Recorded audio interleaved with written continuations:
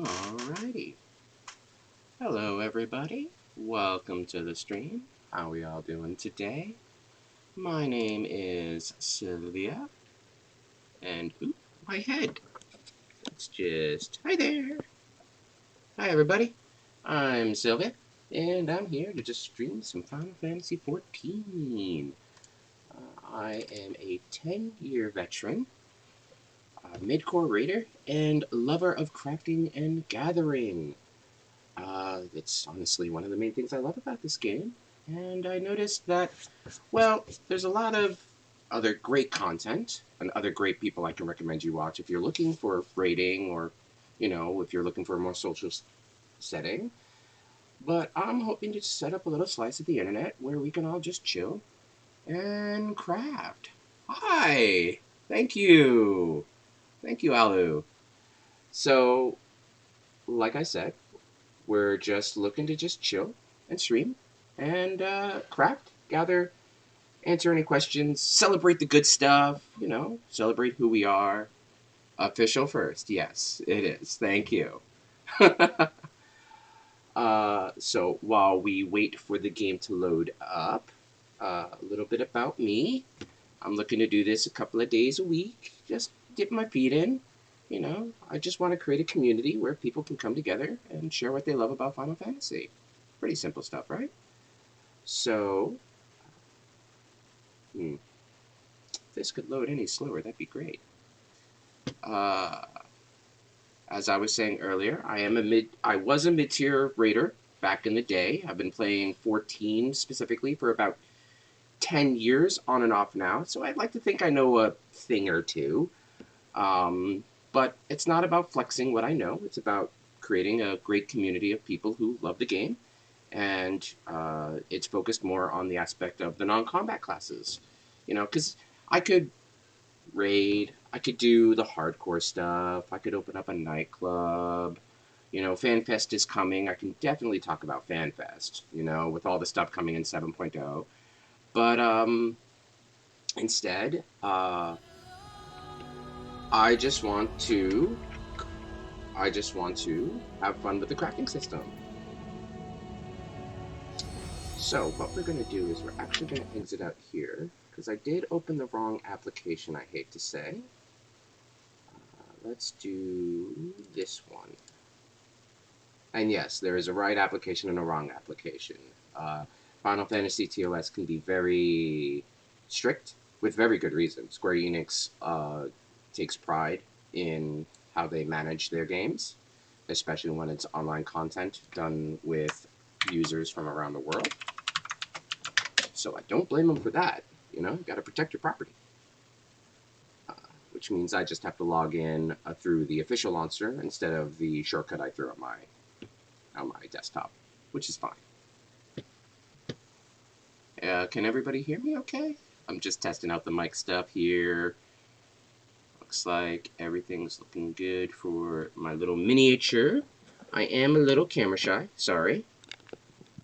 But you get this cool little miniature that my lovingly IRL sister got made for me. Thank you, Alu. You're awesome.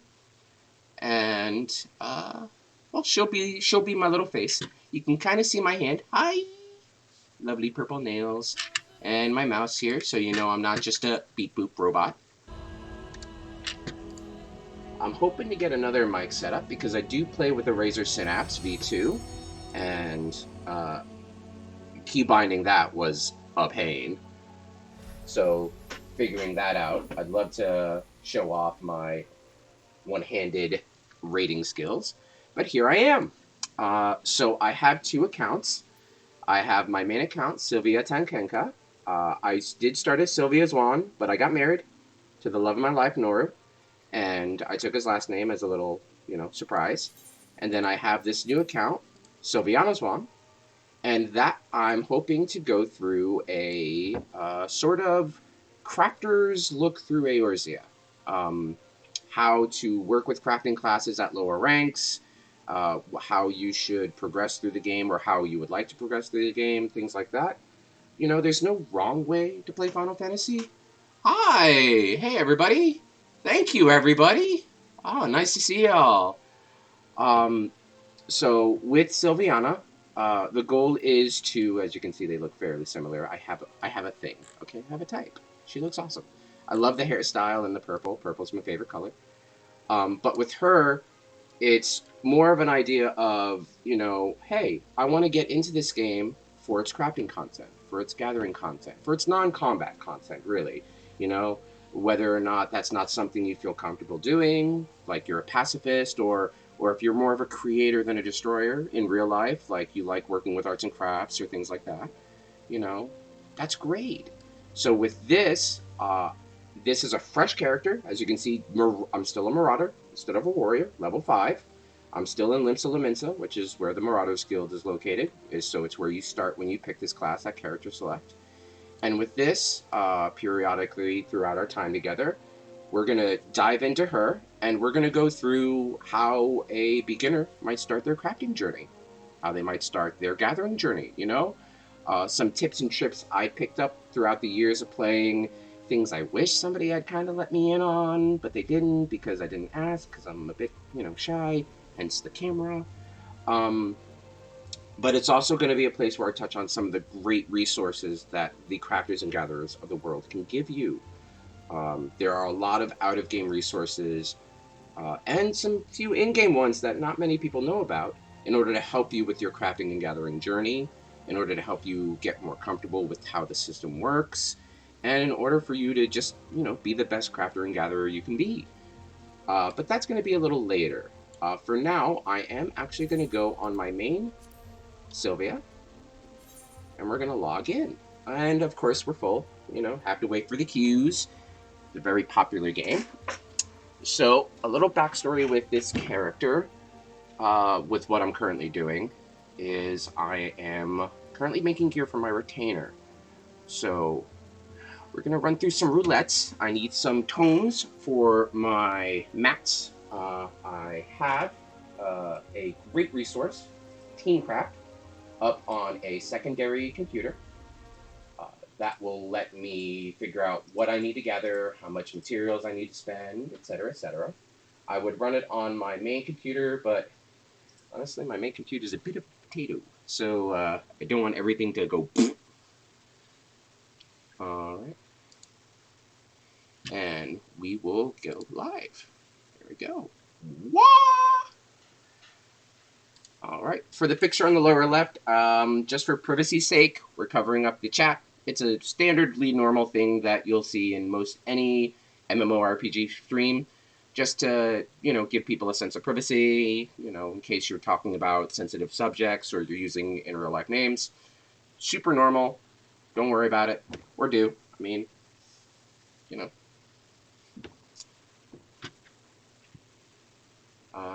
this is the background of Raz Adhan. Nope, not Raz Adhan. This is... I know this. I'm totally not going to cheat by looking at the map. Old Shalaran. Yep, totally knew it. Alright, and so welcome to Final Fantasy. If you've seen the game before, none of this should look new. As you can see, though, if I look at my first retainer, we're just going to get that venture report there, and we'll send him on another quick one. Yep, there we go. So we're going to view his attributes. As you can see, I did make his gear. My name's right there on the bottom left. And he's all set to go. His was the easiest to make. It's not endgame gear. It's not, melded or anything. Generally for retainers, you can tend to go a little bit on the easier side for your gear. You don't really need to go full pentamelds or anything, because when you do a retainer, especially for field, the requirement here is eye level, not stats, not, you don't need a specific stat break point. You just need to make sure the item level of all the gear on your retainer hits that point, and then you can go on the field exploration. Now, that is to be said, when doing quick explorations, higher eye level yields better rewards, or better chance for rewards. And there are some rewards you can only get with a retainer, but, that's neither here nor there. And you can see that I've only sent this guy out, because if we look at Miss Oriane here, who I have as a minor, her gear's not that good. So we're going to be focusing on gearing up my miner. I have a botanist, and I have a fisher, because I'm a crafter. So those going out for materials and random knickknacks is always great. If we look at my inventory, you can see I've already kind of started. That's my retainer stuff. We're going to sell that. But as you can see here, I've started gathering and crafting what I needed for my stuff. This was my old retainer gear. We're just going to sell that. And right down here, we have some glamour stuff, because I am a glamour lover. One of the best things about crafting and gathering is that usually, if there is gear that you like how someone looks or what they're wearing, Final Fantasy, Square Enix, is usually really good about giving you some way of getting that gear for appearance. So right now, I'm wearing the normal Indicator set, and you can see the exclamation points here. That's because the set has a glamour, but it doesn't work for this class. It's because I am a blacksmith by trade. So boom, there we go. I'm a blacksmith. I'm wearing the same gear. I've got my shiny crystalline hammer, which I'm going to be working on throughout my times here with y'all. And I love it, honestly. I am also an armorer as my secondary specialty. And my tertiary specialty is, of course, the alchemist. Also with my giant USB of a main hand. I think I changed it to that just because it was so crazy to see, and I haven't changed it back. And yeah, it's kind of just floating in space. It's normal. Your giant USB doesn't float in space when you stick it onto your back? Well, if it doesn't, you might have a problem, or you might not be an Eorzea. Either or. So, I'm gonna go over here and look towards my retainers. I have a nice little folder set up of what I'm doing with them. And I think I just need more of that Mornvale tree bark. I think that's what I'm running really low on. Unfortunately, Mornvale tree bark is what we call a timed gathering. So, you can only grab it during certain times of the day. Luckily, my secondary resource will tell me, and I can set up a timer. But if you don't know, you can go here to your logs. You can go to your gathering log, and then you can just type it right there. So we're going to do Mornvale, M-I-N-V-I-L. There we go. In Mornvale Forest, and right there, it is a legendary node from 4 to 6 and 16 to 18. Now that is Eorzea time, and Eorzea time is really quick. So it looks like it's 12:14 a.m. Eorzea time, so we're not going to see that for another, about 10 minutes or so, which isn't bad. It just means we have to find something else to do.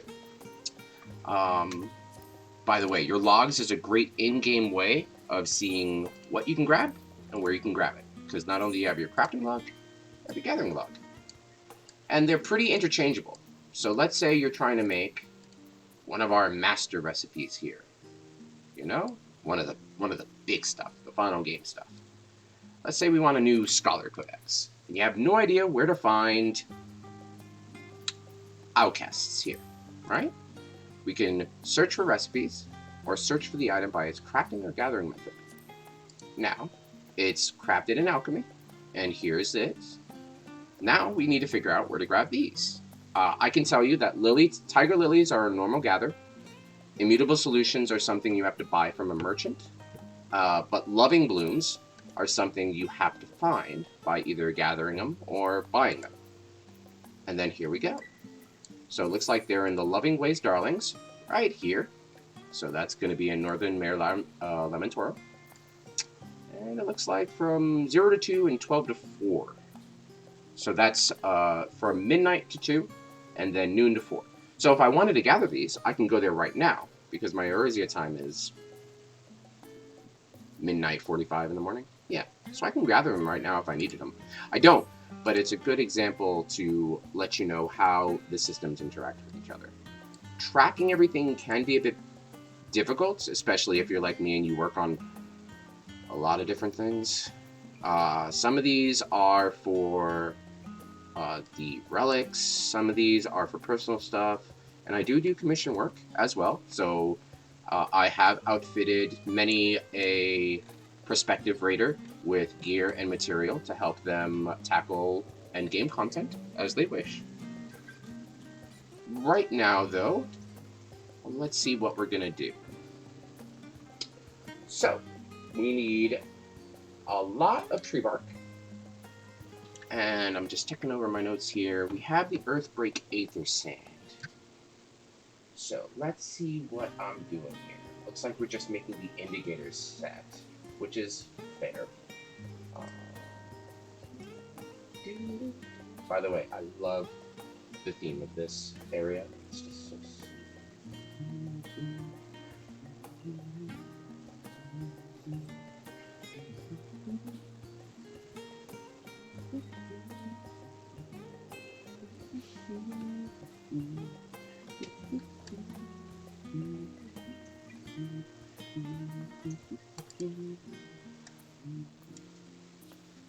Alright, so I do have some Mandararium.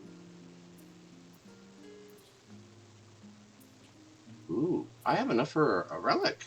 Oh, goodness me. Oh, I can make another Mandigo relic. Did not notice that. Man, I have been grinding. Something fierce. Alright, so now let's sell this stuff. Get some chunk of change back. I swear, that man has been biting and throwing that same apple for years. I think when we all log off, he gets a new one.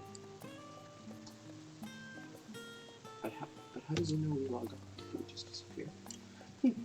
Things to ponder. So, first thing we need to do is I need to look at my scripts. Let's see. According to my notes, we're going to need a whole bunch of varnish. How much would that be? That'd be like 420? That's a lot of scripts.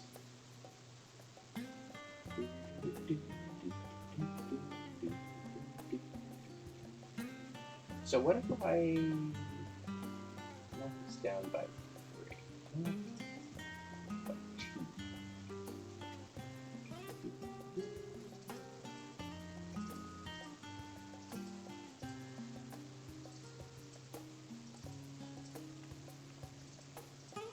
I'm just modifying my list here to just make one set and see what I'm going to need with that. When crafting bigger lists, especially with ones that require these special materials like these time gathering materials or the materials you can only get by purchasing them from select vendors, it's always good to save yourself the trouble and the painful grind to do a little bit every day.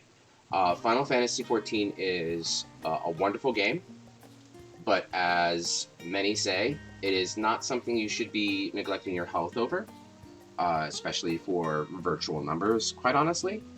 So if you need to take a break, if you need to space out your grind, if you want to just work on 1 or 2 things, that's a perfectly great way to play. It's honestly something I recommend. Just to help yourself out and save yourself the headache, honestly. A lot of the more grindier sections of the game, a lot of people do thrive in, myself included. You know, it gives me an end goal. But it can be very, very easy to burn yourself out, and that's something nobody wants. So, make sure you pace yourself, play healthily. Every so often, you know, get up, stretch, take a break. You know, make some tea. That's my go-to. My kitchen's over there. I make some tea.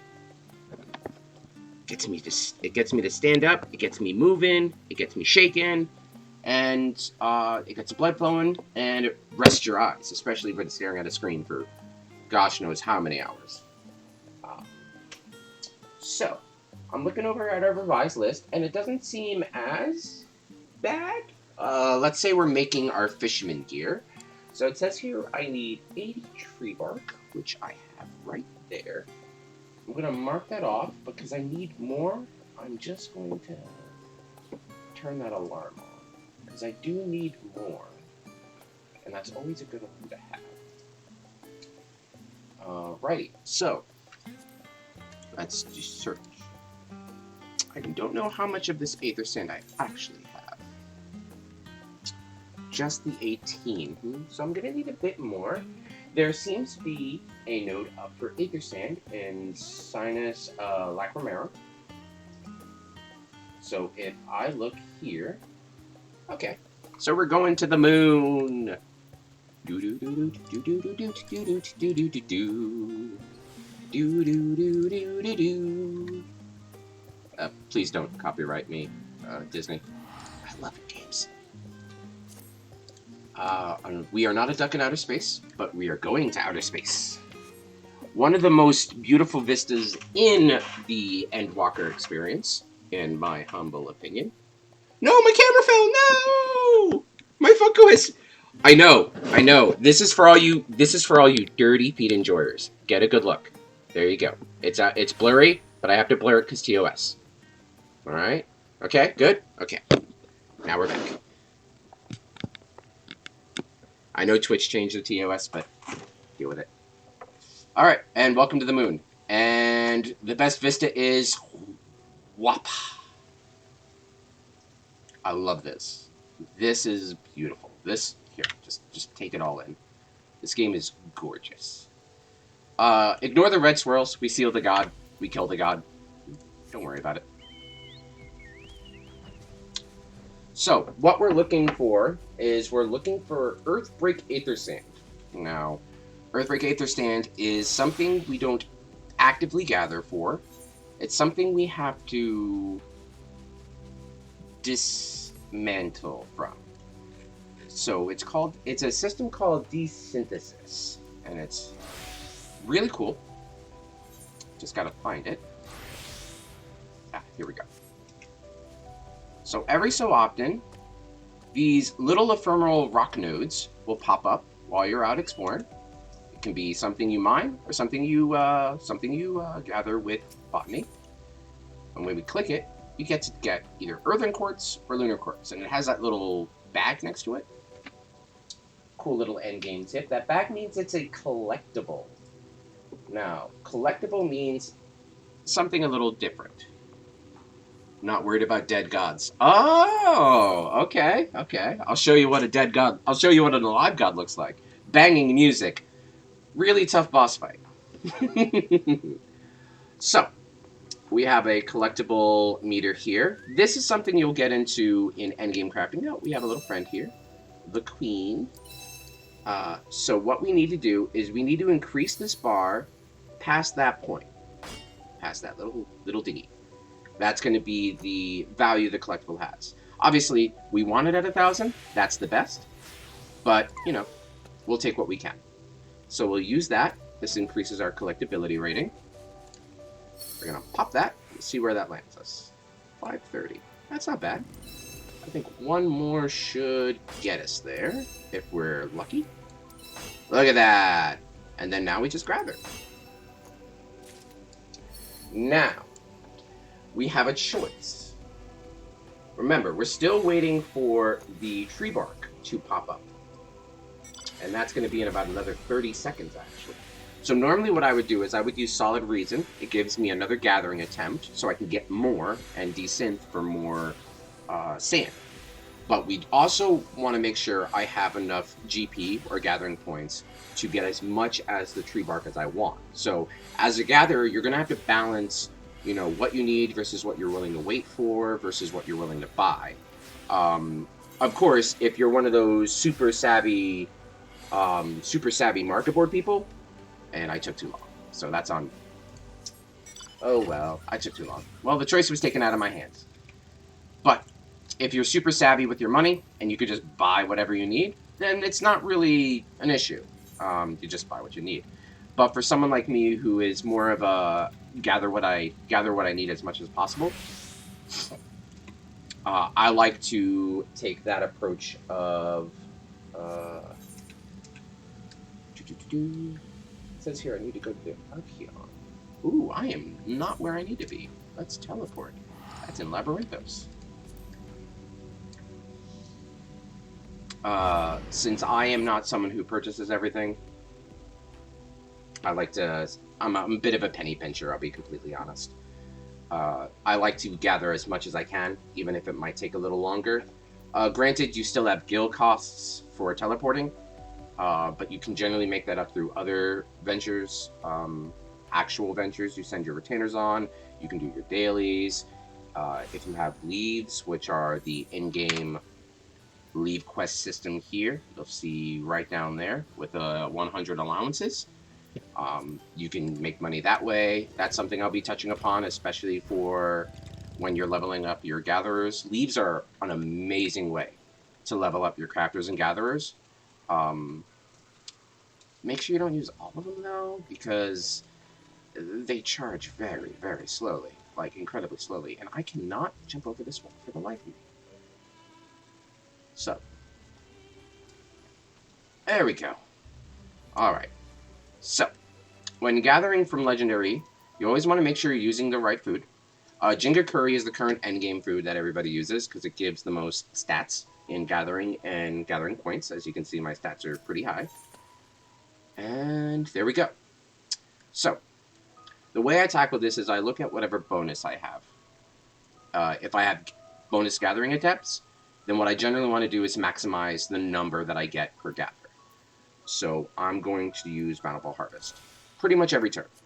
This guarantees the most. Oop, there, look at that. And we'll actually use Pioneer's Gift.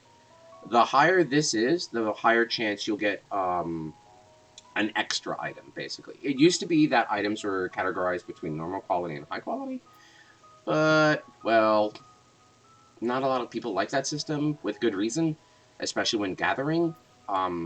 So now high quality items are only for items that are purely being made, which personally I think is a good change. So we're just going to keep doing this. Just go back and forth. Now, if this here, this gathering attempts, is something I didn't hit because my max GP wasn't high enough, or if it was something else, I would do a different rotation. There are some that automatically give you 3 or 4 per smack of the tree or whatever. And if that case, then you can use here the Ageless Words that I mentioned earlier in order to get more gathering attempts, and you can maximize your gathering that way. So the beautiful thing about the system is it's not always about hit tree. There's some, I'd like to say, ooh, let's reduce that. Boop. And there we go. There's the Aether Sand. So, because that was 100%, I got 3 Aether Sand with a chance of getting 6, plus some crystals. Pretty good. But that's the desynthesis in a nutshell type thing. But I have 240 tree bark, which I think is enough for what I need, which is really great. I'm going to keep that, though. I'm going to keep the alarm, because it's never a bad idea to have at least 1 or 2 alarms running. It gives you something to do, right? Breaks up the monotony. That's always good. Okay, so we have the tree bark. We're going to look at what else we need. Okay, do we have 30 Aether Sand? We have 21. And it looks like the next thing we can kind of try to farm is going to be an Over in Aporia. Yep. So, we're going to look at other things we need. We're going to need Grip Gel. We're going to need a lot of Grip Gel. Ooh, we need a lot of Grip Gel. My goodness. Luckily, I have been doing some tribal stuff. Now, in order to ease the pain of certain materials, Square Enix will lovingly give us turn-ins for our beast friends. And it just so happens we have one beast friend on the moon. Bestways Burrow. They're called Loperites. They're adorable. They're space rabbits. I don't know how else to say it. They're space bunny rabbits. They're awesome.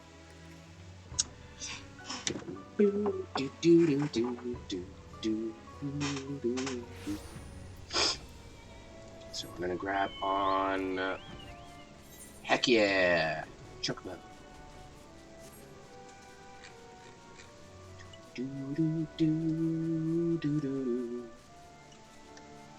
Okay. And because I have more than enough of their currency, they use literal carrots. Like, you know, because they're bunnies.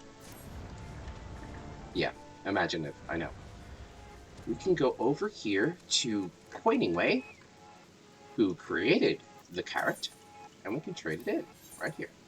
You can get all sorts of fun stuff. But what we're looking for is right here. So, it's always good to check your outside resources for what you need, because you never know, you never know, honestly. Something that you might have a hard time gathering or finding, like drip gel, you can just spend 30 silver-plated carrots for it. Easy stuff, right? Also enjoy the hoppin', pun intended. Enjoy the hoppin' music.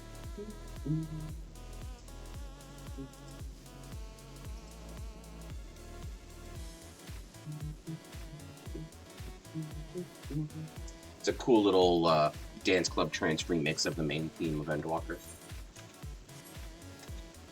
Yeah, you can see them jamming out here. Their little carrot lights and all that stuff. DJs getting on it. They're dancing. This game's so fun. And then you've got different little places. In terms of the Beast Tribe quests for the Crafters and Gatherers, that is something we will go through with Sylviana. Beast Tribe quests, you can do up to 12 quests a day, 3 quests per Beast Tribe, and it's also a great way to supplement your experience and your knowledge. And like I said, you can use the currency to help you purchase things you normally would otherwise have a hard time purchasing. Usually it's gear-specific items, certain emotes, certain mounts, heck, some of them you can, like for now, I can hire a Loperit to work at my house and supply me with goods for a fee, of course. Nobody does anything for free nowadays, right? So, we have the grip gel, and unfortunately that's the farthest we can go with what I have with me. So we're gonna have to do our duty. So, for everything else, we're gonna need Tomestones of Casuality. It's to encourage us to run content. And we're gonna go as a bard. I love my bards. But we do have to wait. So, while we're waiting, let's see what else we can do around here.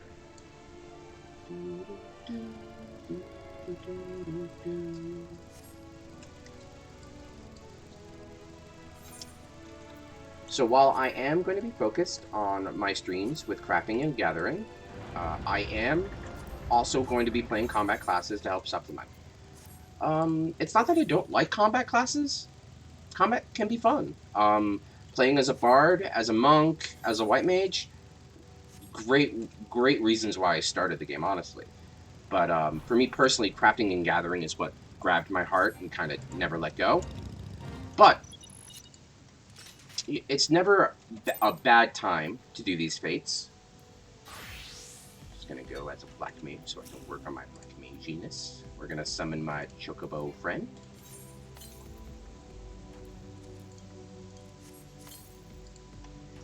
And besides, doing the Endwalker fates, if you happen to have the expansion, will give you these bi-colored gemstones, which can be used to, you guessed it, purchase more crafting materials! You can sense a theme here with how I like to play. Plus, it gives me an excuse to play more Black Mage, which is always fun. At least while we're waiting for our queue. So, when grabbing tomes from your queues, you always want to do whatever the preferred class is, as much as humanly possible. Now, even though I queued in as a DPS, and it says healer, the preferred class is locked in when you join the queue. So you don't have to worry about it changing mid-queue and then unqueuing and then having to re-queue. Because I joined when a DPS was in request, or in need. There we go, in need, that's a good word.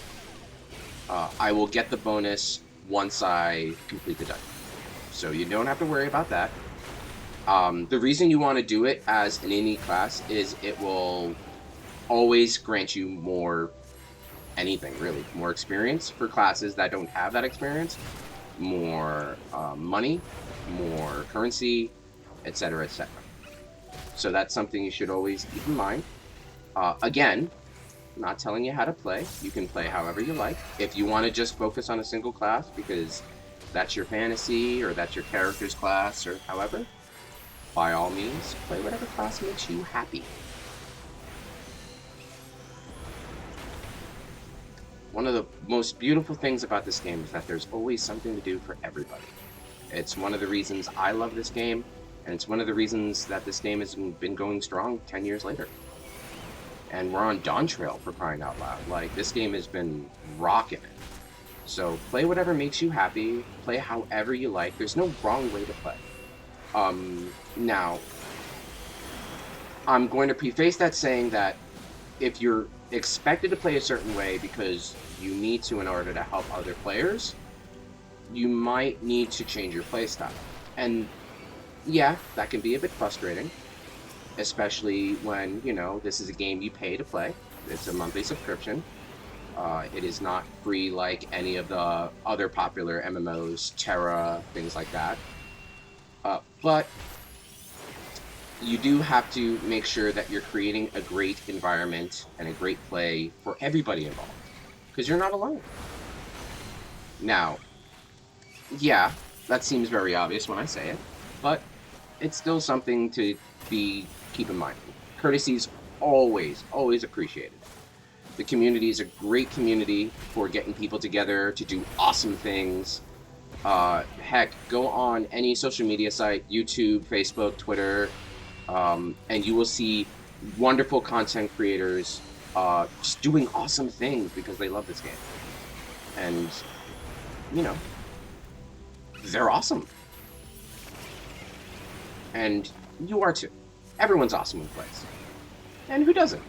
Not playing is a choice, of course. You know, you could have another obsession that you're with, you know, another game that you want to spend money on, another hobby that you enjoy, and that's okay too. That's the cool thing. Whatever you do, just do what you love. Thank you. I appreciate it. No, I'm really passionate about this game and the community. It's amazing what you can do when you come together, sharing a different, you know, perspective on things, but sharing that same love. Oh, thank you. Thank you. I appreciate the kind words. But, you know, I'm just a humble person.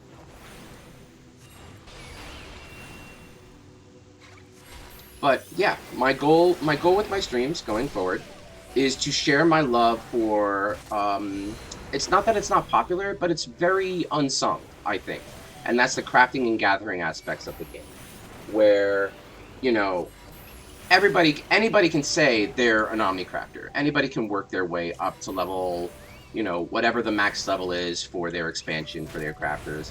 And again, no wrong way to play. Kudos for them for sticking it out and getting their guys up there.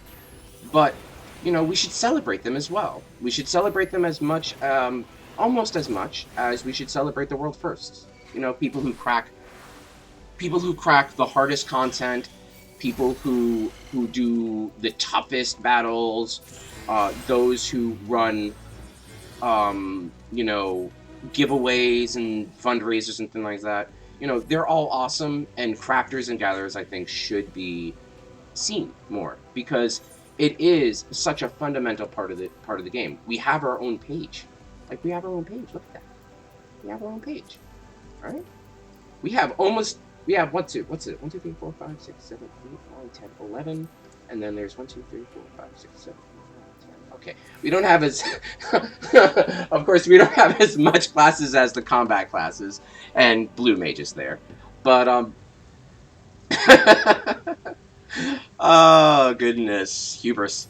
But, you know, crafters and gatherers deserve to feel like they matter, because they do. You know, we're the ones out there gathering the resources for everybody. We're figuring out how things are made. And, you know, we have these wonderful communities outside of the game through Garland Tools, Teamcraft, Crafting as a Resource. Um, great communities of people who the Balance Discord, great groups of people who just love to make things, and it translates into, I believe, real world goodness. Oh, thank you. Very kind words. Thank you, everybody. Yeah, I just wanted to share my passion. Crafting and gathering was not why I started this game, but it's definitely while I'm still here. Um, and on that note, let's get back to gathering, because I think my alarm just went off for some more Aether Sand. Yeah, we gotta go to Aporia. Perfect.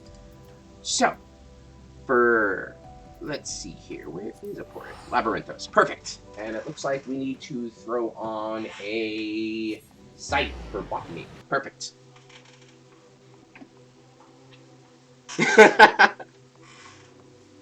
I'm gonna take you away here, and we're gonna go wee. Hey, look, I'm live. Wee. So this is Teamcraft. This is my awesome, wonderful resource on how I do all my crafting. It's really hard to see. It's on a laptop. I apologize.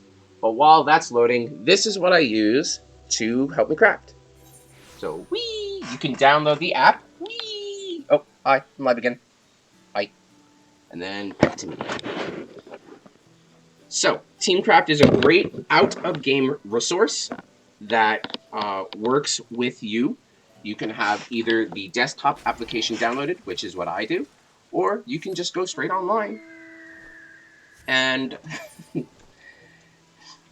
and it is a one-stop shop for a whole bunch of different things. Not just for crafting and gathering, but also for fishing, for gearing, for helping you clean up your inventory if you're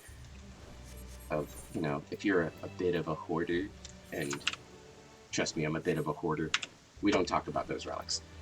But it's a wonderful resource for helping you figure out what you want to do on your crafting gathering adventure. It's completely free. And the person who runs it is a saint.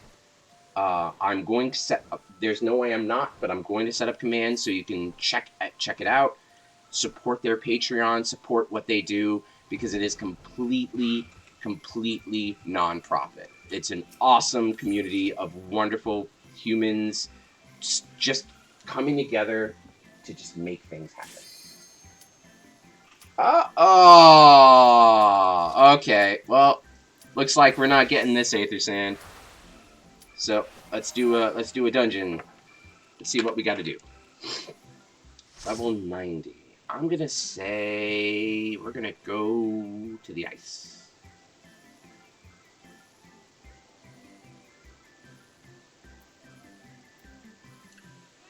I'm gonna say we're gonna try to go to the ice. Oh, okay, cool. We're in Smileton. So Smileton is the heart of the... You can see that Loporrit going, oh my god, what's going on? Smileton is the heart of the moon, where all the moon stuff happens. And in the story, the Loporrit's kind of lost control. Oops, don't tell anybody. OSHA, look away. So, our job is to just make our way in there, figure out what's going on, and through the power of shooting things with my bow, stop it. When I raided back in the day, boy, that makes me sound really old. I should not use that kind of terminology. But when I raided back during Heavensward is when I really took raiding seriously. I was actually a healer. I was not a combat class. I did not really feel comfortable shooting things with weapons and such. Obviously, as you can see, I am a shooty McShubo. Yay, you're free. Run on, little Loporrit, run. And, you know, things change. Healing is still my favorite class in the world. I will be a healer forever and always. You need a semi-decent healer? I'm your girl. But, in terms of combat, Bard, which is what I'm playing, is by far my favorite. It offers great utility with its party buffs, with its songs. Troubadour and Nature's Min are great healer helpers, and quite frankly, I love its music system.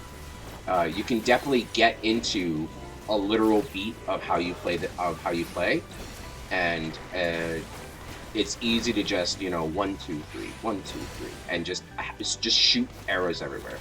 That, and I'm a little biased. Our level 3 limit break is awesome. We do a bow. It's so over the top bard, but it's spoony bard at its finest.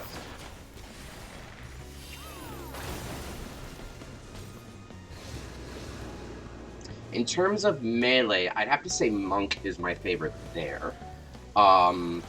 Just the weaving and the punching and everything. I did do martial arts IRL, and some of that stuck with me in terms of the cadence. I guess you could say, again, it's more of a, it's like a steady beat. You're always pushing a button, and it's really fun for me. Magic, I want to say Red Mage, but currently Red Mage has been kind of icky for me. I don't know how else to say it. It's not bad. I just find myself liking Blue Mage a bit more, which is fine. A lot of people don't like Blue Mage. It's very much staying still, pushing the same button 4 times, then a different button, and the same button 4 times. So, again, it always goes back to that. There's no wrong way to play. Play what you love. And those just happen to be what I love. So, I'm not saying people who play other classes are wrong or bad. Other classes, people like playing Dragoon, Reaper, people like playing Blue Mage. Although, that as a collective, we look at them a little worriedly.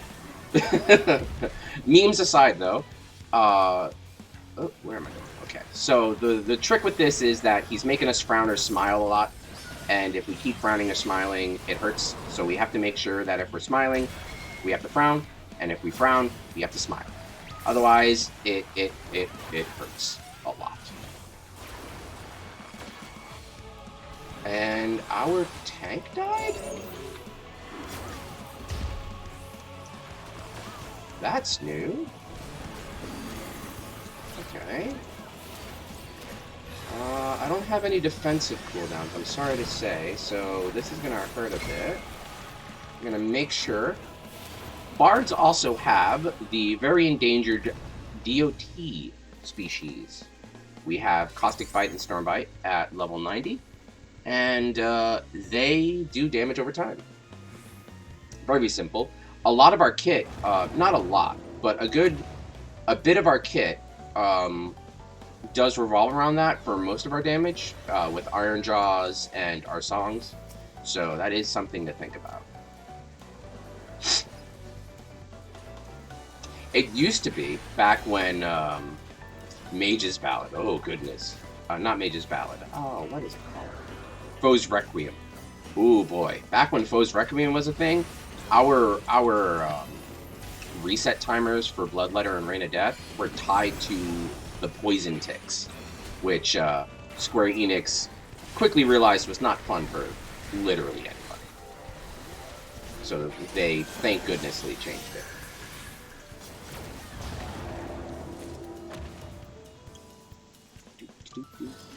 So now everything's all topsy-turvy. We're going to the Welcome Wheel. This is the Block of Dreams. Lockbirds are still running the heck away because they don't know what's going on. And we're running ahead because, well, I have Peloton. No, not that Peloton. Not the Christmas one. But, it's like 5% newspaper or some such.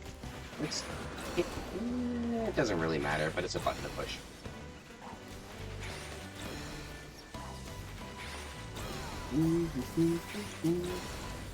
The background is yet another remix of the main theme, which is, I think, amazing. Nice, cool little jazz remix.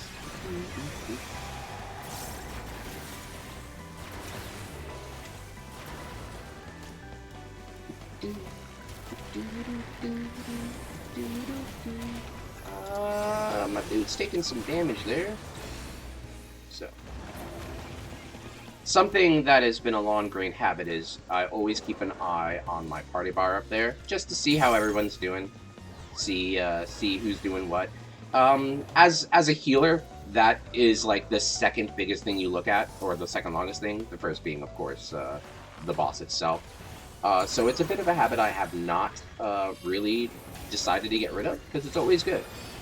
Especially if you're playing a class like Bard or Dancer, where you do have moves that work with other players, or even Black Mage, because you have that that teleport move that lets you bounce around everywhere. It's always a good idea to see what your other party members are feeling, how they're doing. That way you can kind of just stay on top of stuff. If you notice the healer's lagging a bit because they had to raise somebody, you know, I can pop my defensive cooldowns here and help them out a little bit. You know, every little bit counts.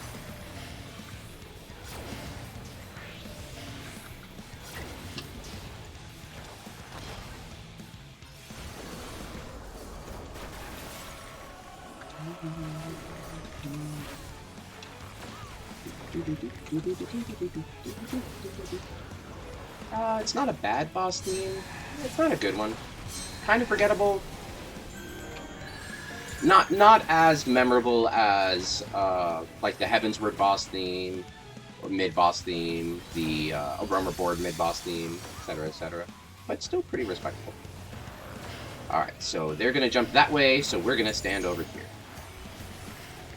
As a ranged physical DPS, we get to move everywhere, as you can see there. So that joke of get good, for us, it's kind of literal. If we take damage from any mechanic that is avoidable, that is definitely a skill issue, because we have no excuse. We don't have to stay in melee range, and we don't have to wait for cast bars. So, and there we go. Now we pop pellets in, help people run, and we zoom. I don't need any of this gear, so we're going to just ignore it. Generally, that's not a good idea. You always want to pretty much roll on any gear, even if it's not for your current class, because you can either sell it for gil in a pinch, which is what I currently do when I'm running solo, or you can turn it into your grand company for seals to help you get, well, this is going to sound pretty simple, but more crafting materials. You can see my priorities. But it's always a good idea to roll on gear if you have the time to turn it in. Seals are also a great way from getting miscellaneous gear. They have a new mount gacha system to help you get some mounts without having to deal with you know, killing the boss for them if you're not comfortable or you can't find a party of people to help you do it with. It's also a great way to it's also a great way to get materials for special weapons, like your relic weapons and things like that. Scripts has a whole bunch of uses and a whole bunch of things that you can grab with it, so it's not something you want to ignore. For me, though, it's not really on my to-do list of things I need.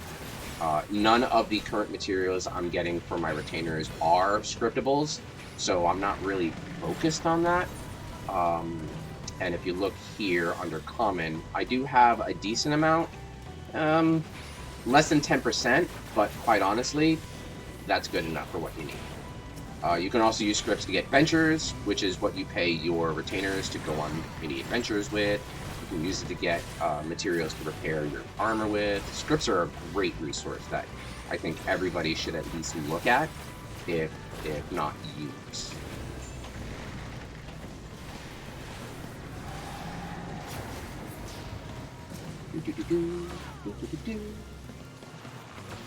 Alright, I'm not going to throw any cooldowns because the boss is right over there. We're going to open that because from what I've seen, they're opening it. What's good is that we're also getting materia. Materia is so useful for a whole bunch of different things. That could be its own little discussion, quite honestly. Alright, the big cheese. So, let's just start with our rotation. We want to make sure we look at the left and right. Alright, let's see. That one's going to go super far, this one isn't, so we either want to stand upper left or lower right. See that? This boss theme is a banger. Banger alert.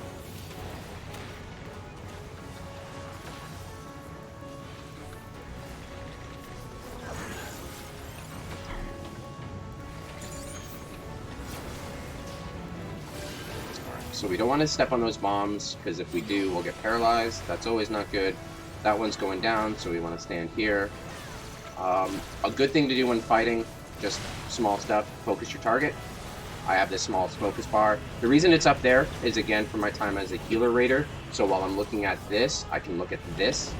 So it'll let me see if what the telegraphed attack is, especially during raids. Okay. So he's going to use a right disassembler, which means he's going to hit to his right. So we're going to stand over here and dodge everything. Look at that. So that's a good thing to keep in mind. If you can't get your eyes up here, have your focus target. Generally, it's acceptable to put it down here where you're going to see your binds, or if you're focused on your party stats, over by where your party is. But like I'm going to say for quite a time, play however you feel comfortable. Put it wherever you're most comfortable with. You know? I mean, you don't even have to use it, honestly. You could see it as extra information you don't need. You know, or screen bloat if you don't have a big enough screen. You know, you do you. That's the beautiful thing about this game. Ah! Ah! That's gonna hurt. Okay. So I was too busy focused on my buttons that I actually did not see the left disassembler, so that's on me. Then limit break. That's gonna spread. Please, don't stop! Ow!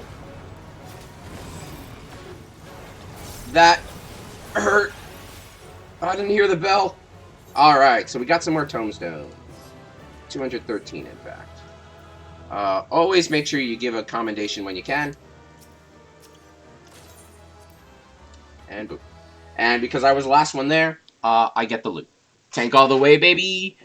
Yeah, tanking is fun. Unless you're the bard. I'd love to try tanking. Well, I don't need to love to try tanking, but I have a bow, not a shield. Alright. So that was, let's see here. So, we have 213 stones now. So that can actually grab us some more material. Just checking in on my timers on my second screen here. It looks like our Mornville is up in about 1:40. So, here's what we're going to do. I'm going to get us over, love the Paladin class. Ooh, yeah, Paladin's real fun. For me, it's Warrior, which is really weird considering, but it is what it is. So we're going to go to Ilzabarn and Razathan. Razathan is the considered endgame city for this expansion. It's where you'll find most of the tome suppliers and vendors. Every expansion has one. From Mordona, from 2.0, Idleshire in 3.0, Rauger's Reach in 4, etc., etc.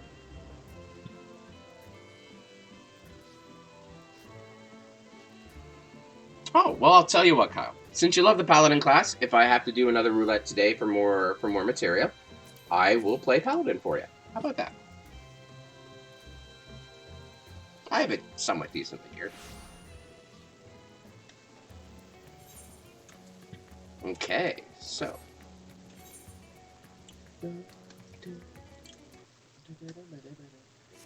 Yeah, we're still kind of loading in. Come on, you can do it.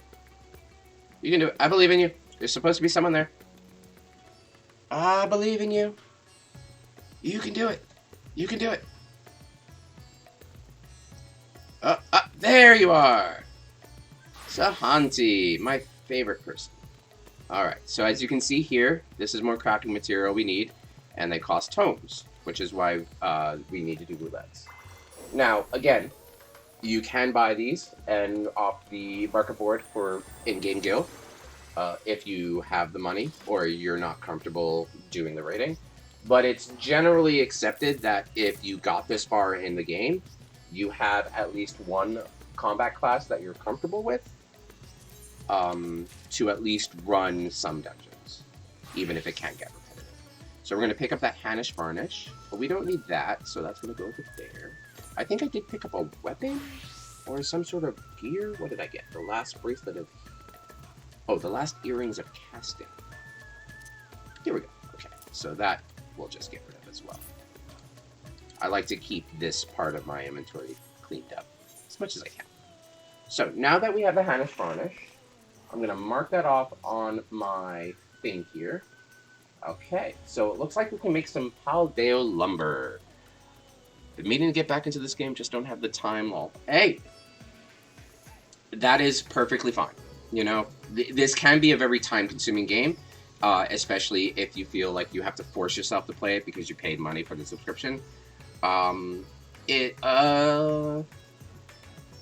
I want to recommend it to everybody who watches to play. I'm fairly certain there's something for everybody. But if time and money is a big constraint, then focus on you. I'm not going to force anybody to play this game, and I don't want people to feel like they're forced to play. But yeah, if you want to get back into this game, 14 does do free logins and things like that. The free trial goes as far as Heavensward now, maybe Stormblood. I'd have to relook it up. So you can get really far in the game just by playing for free. You won't be able to do certain content, of course, and you know your trial only lets you go so far, but it's still a lot more than most other pay-to-play games, which is quite generous. So I'm gonna go on a quick intermission. It has been an hour, and I would like everybody who's watching with me to take a break, get something to drink, stretch, do something else for a couple minutes. You do that, and I will be right back.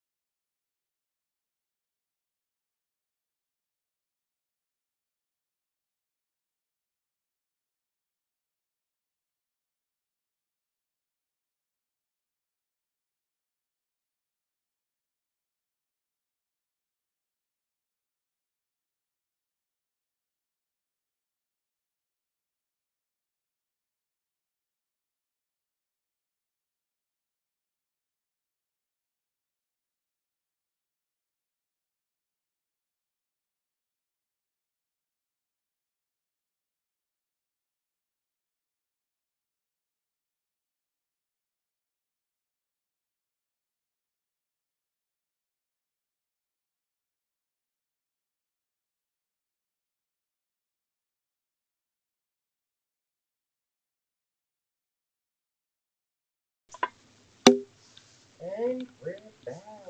How's everyone doing?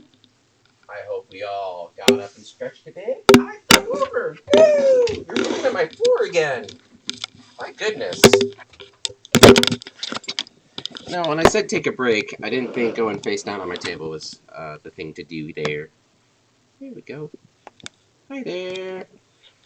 Alrighty. So I hope everybody got up and stretched a bit. You got yourself something to drink, something to eat. I, myself, have a wonderful cup of Irish tea. And now, we're going to go back to crafting.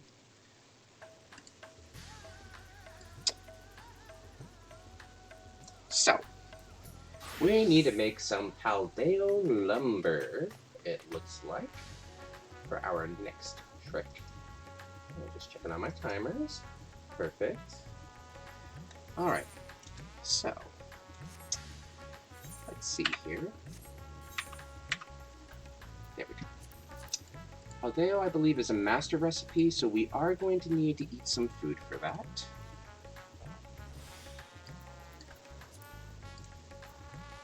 Now, one of the crafter's bread and butters is macros. Because quite honestly, memorizing all of our rotations is an actual literal pain. We have macros for anything we need.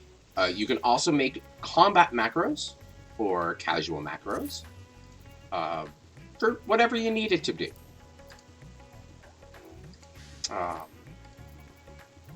Yep. So macros are not just for crafting. You can use them to call out mechanics in raids. You can use them to call out certain members for using skills on them, or for when you're using a certain skill that requires your party to know about it.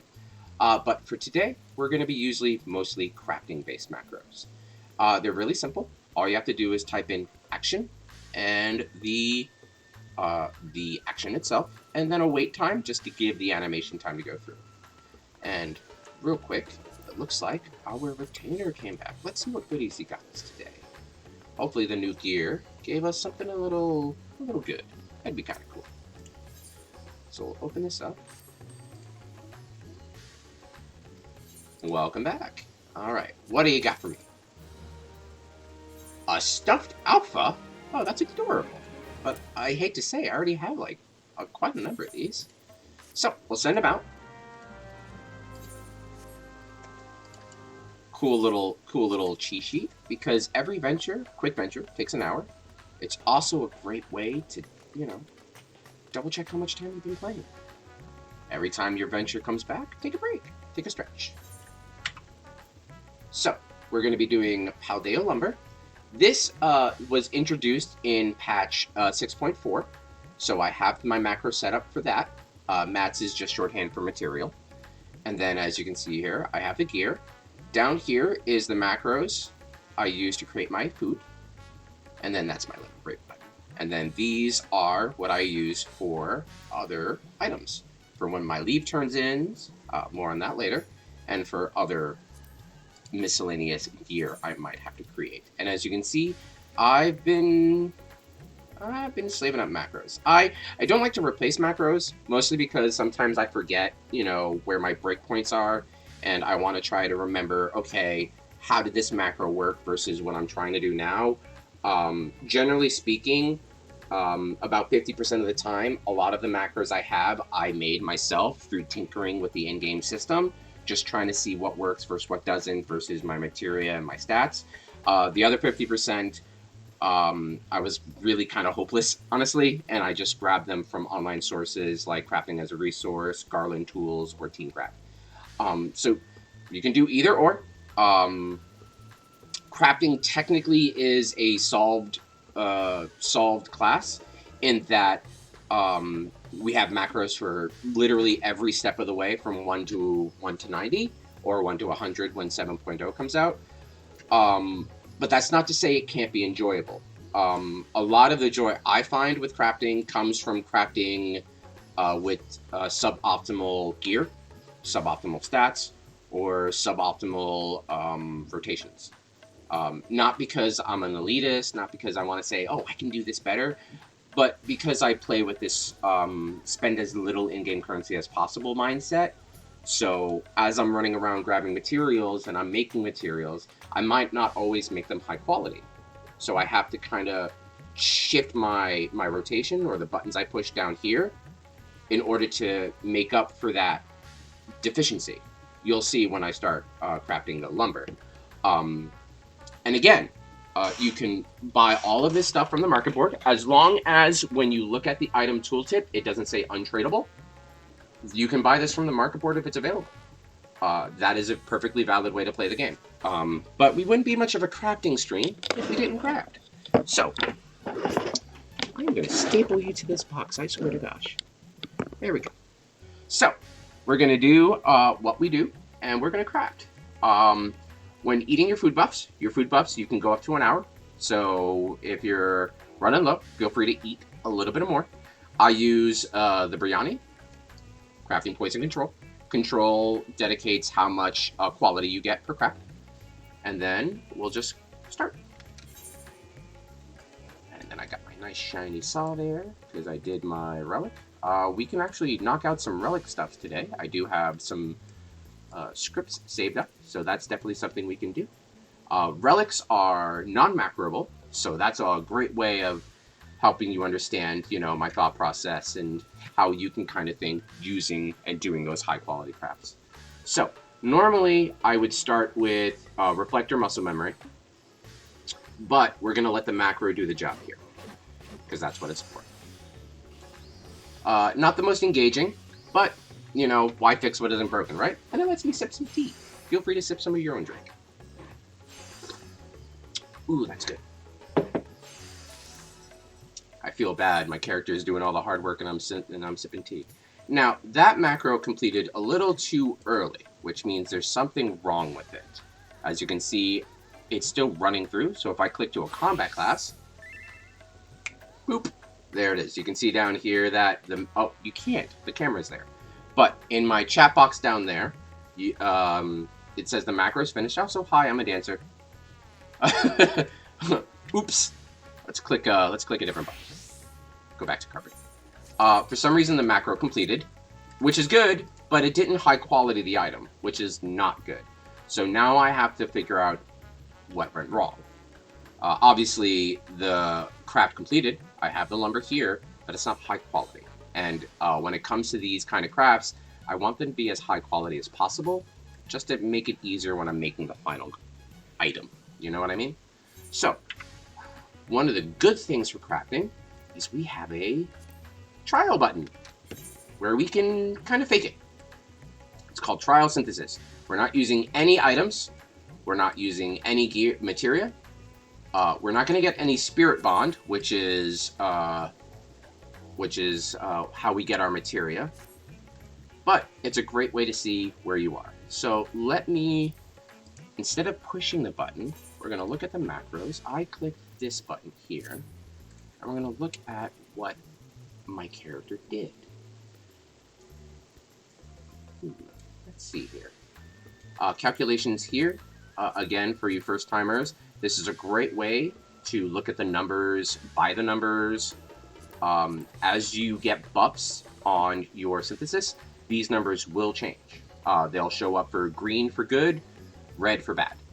Red meaning that you'll get not as much progress or quality, or it's just not available because you don't meet its conditions. Like for this, the material has to be good or excellent, and right now we're at normal.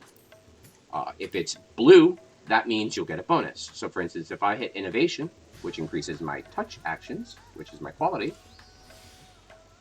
I have the buff now, right there. I go to quality, everything's blue. What did I do? That's just reflecting the boost. And then you go from there. So, luckily, because it is a practice, we can just quit out and start over. The only thing is that it will use up any food you use.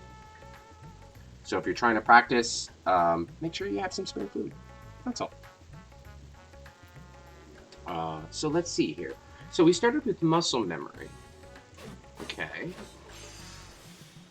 Muscle memory does that. We have muscle memory up.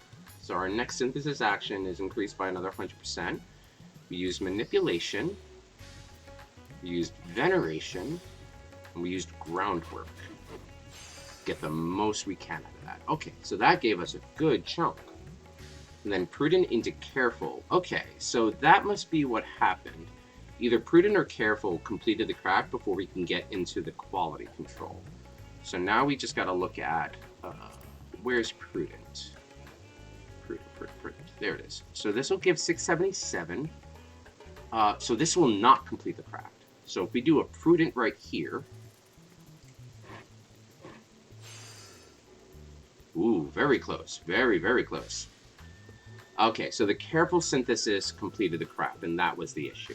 So now we can just follow the macro manually and see where that takes us. Because if we do innovation and for prudence.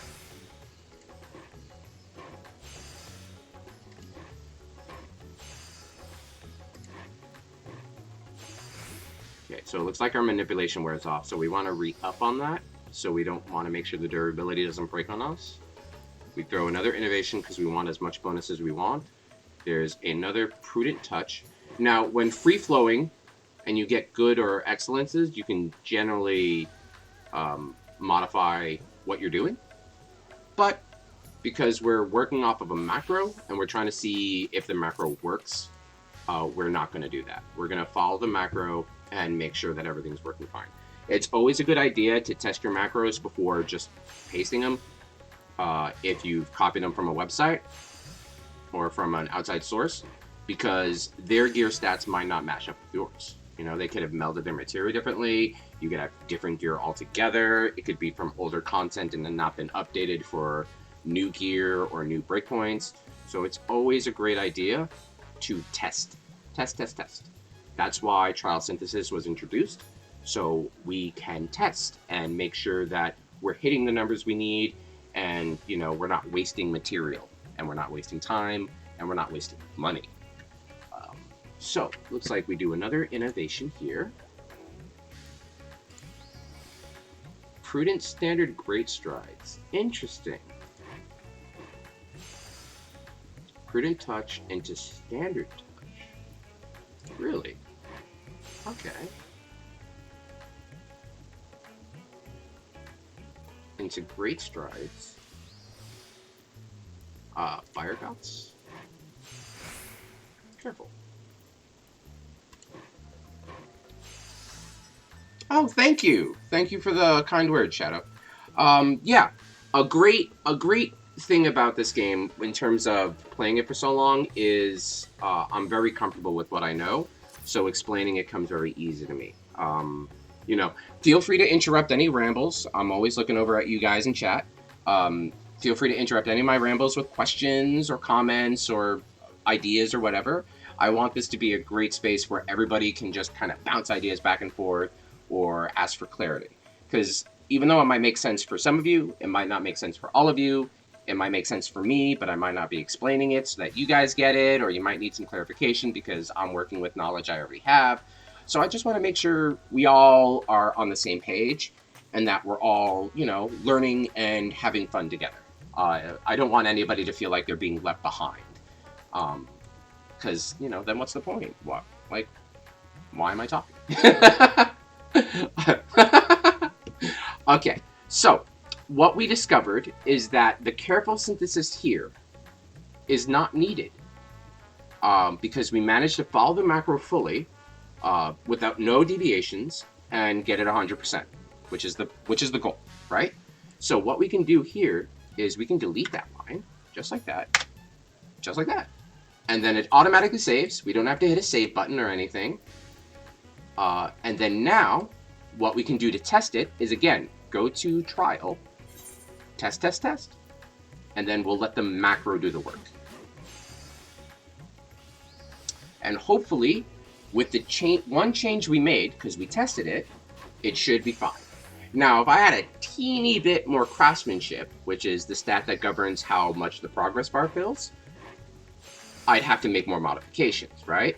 I'd have to add in another move, take out another move, things like that. And that's why you should always test things, because my quality, my craftsmanship, which is the main stat for us crafters, was high enough that that extra line completely messed up the entire macro. So it's kind of obvious looking at it that this macro was made when I had lesser stats, because my craftsmanship was so low that I needed that extra line in order to complete the craft. Now that I've got better stats, better gear, I can do this. I could probably remove the entire Fire Gods, but, I don't think I am. Fire Gods finish is a classic finish that you will learn early on when you unlock it at level 50. It is the best quality move in the game for crafters, and it is your best friend 50 going forward.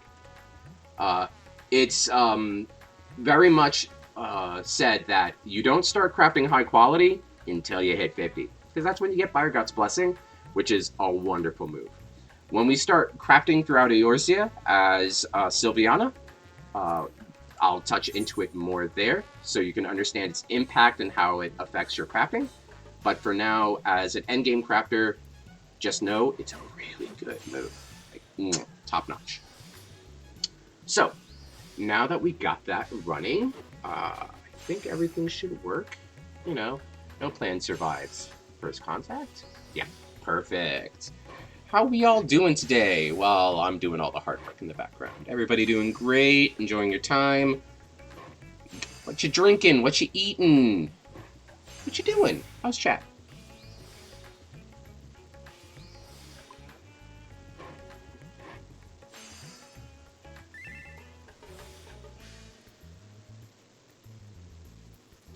Okay, and this one.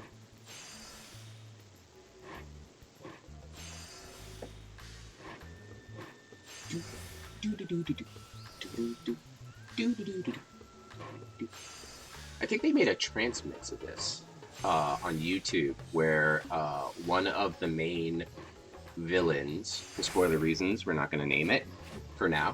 One of the main villains is doing that that dance from that Persona dancing game that Yu Narukami does, and it is a riot.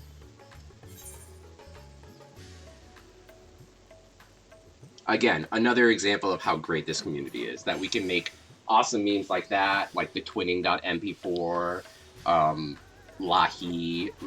The community is absolutely great. When we wanna bust our meme chops, we bust our meme chops. It's really funny.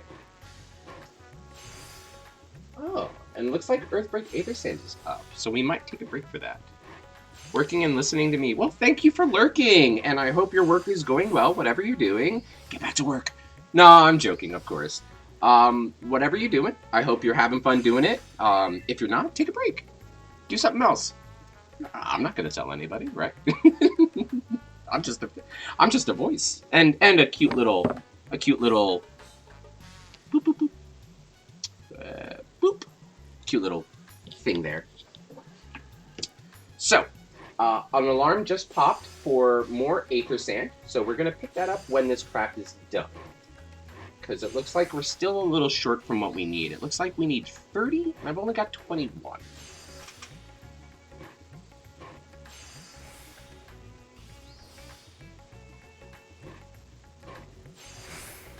Alright, yep, so it looks like everything's normalized. Perfect. Now, it's not always going to be as easy as having to remove one line of code. Sometimes you'll have to scrap the entire thing. As you can see here, I've scrapped quite a lot of crafts over the years.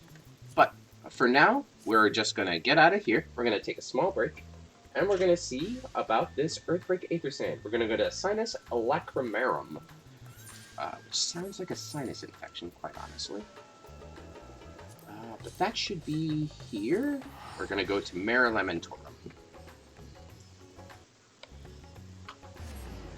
Oh gosh, tea. Tea is a wonderful. I recommend you all drink tea. Tea's great. There's non-caffeinated tea if you're worried about the caffeine rush. Caffeinated tea if you need the caffeine rush. It comes with all sorts of flavors. Not an ad, by the way. I just love tea. Okay, we're back on the moon. Alright, and it looks like we're going to need to grab a pickaxe today. Boop. Alrighty, and let me just grab a location. Okay, we're going to go back to that place over here. Now, when gathering, there's many ways you can gather. You could just run to the nearest node, clicking your lay of the land. You can look it up using your alternative sources, or you can use markers, waypoints. Waymarks are a great way to mark where you've been, where you're going, especially if the nodes are placed really far away. So what I like to do here is touch on down here, put that right there, because normally these nodes come in threes. You can see it right up here where the second one is. And then, because we're looking for earthen aether sand, we'll get the quartz, and then we go back to this. So scrutiny, brazen is normally a really good way, and then you end it with meticulous, because meticulous has a chance of not reducing the integrity, so you can kind of get a freebie snuck in there. Tea is the second best thing to drink next to coffee. Ooh, we have a coffee lover in chat? Oh, okay, that's fair. Hey, if you love coffee, more on you. Just don't give it to me. Because we are trying to gather a whole bunch of these, I'm not going to bother using all of my gathering points, my GP, because we want to maximize how many of these we can grab at as close to 100% quality as we can. Because the higher the quality, the more likely we'll get more than one aether sand, and extra is always good. Usually when it comes to aether sand, it's either really expensive using other currency, or you have to wait for timed nodes. So the more you can get here for technically free, minus the 1,000 gil it took me to teleport up here, the better it is for your wallet and for your time. And because we got lucky with the prospector, it's at 550. By hitting scrutiny and meticulous, there's a chance that this one's free and we can get 3 out of this node. Fingers crossed. Okay, not today. There's the chance that it's not affected and that you get it for free is based on your gathering rating. So you'll see that my food here increases my gathering. I don't have it eaten right now because this is just a side project before we go back to making more logs. But if you're doing this and you have a set list of places you're going to go, getting your gathering higher for more chances of meticulous prospector is always a good thing. And then 2. So now that we have that, we'll mark this with beta, or B, or Babs, whatever you want to call it. And then now we can find the last one. Usually they like to have these in a triangle pattern, so you can just triangulate. So we're going to go here, and we're going to go up. And there it is. Look at that. Now, they're not always going to be in the same place, but they're going to be in a roughly the same area. So you can just throw that on that rock there. I'm thinking it's going to be between these 2 rocks here. So we're going to go down, and we're going to start crafting. My goodness. I've got those logs on the brain. Okay. Now, I forgot to drink some cordial. So as you can see, I don't have anywhere near the points to use scrutiny again. It costs 200 every time. So we're going to have to get lucky. Like, really lucky.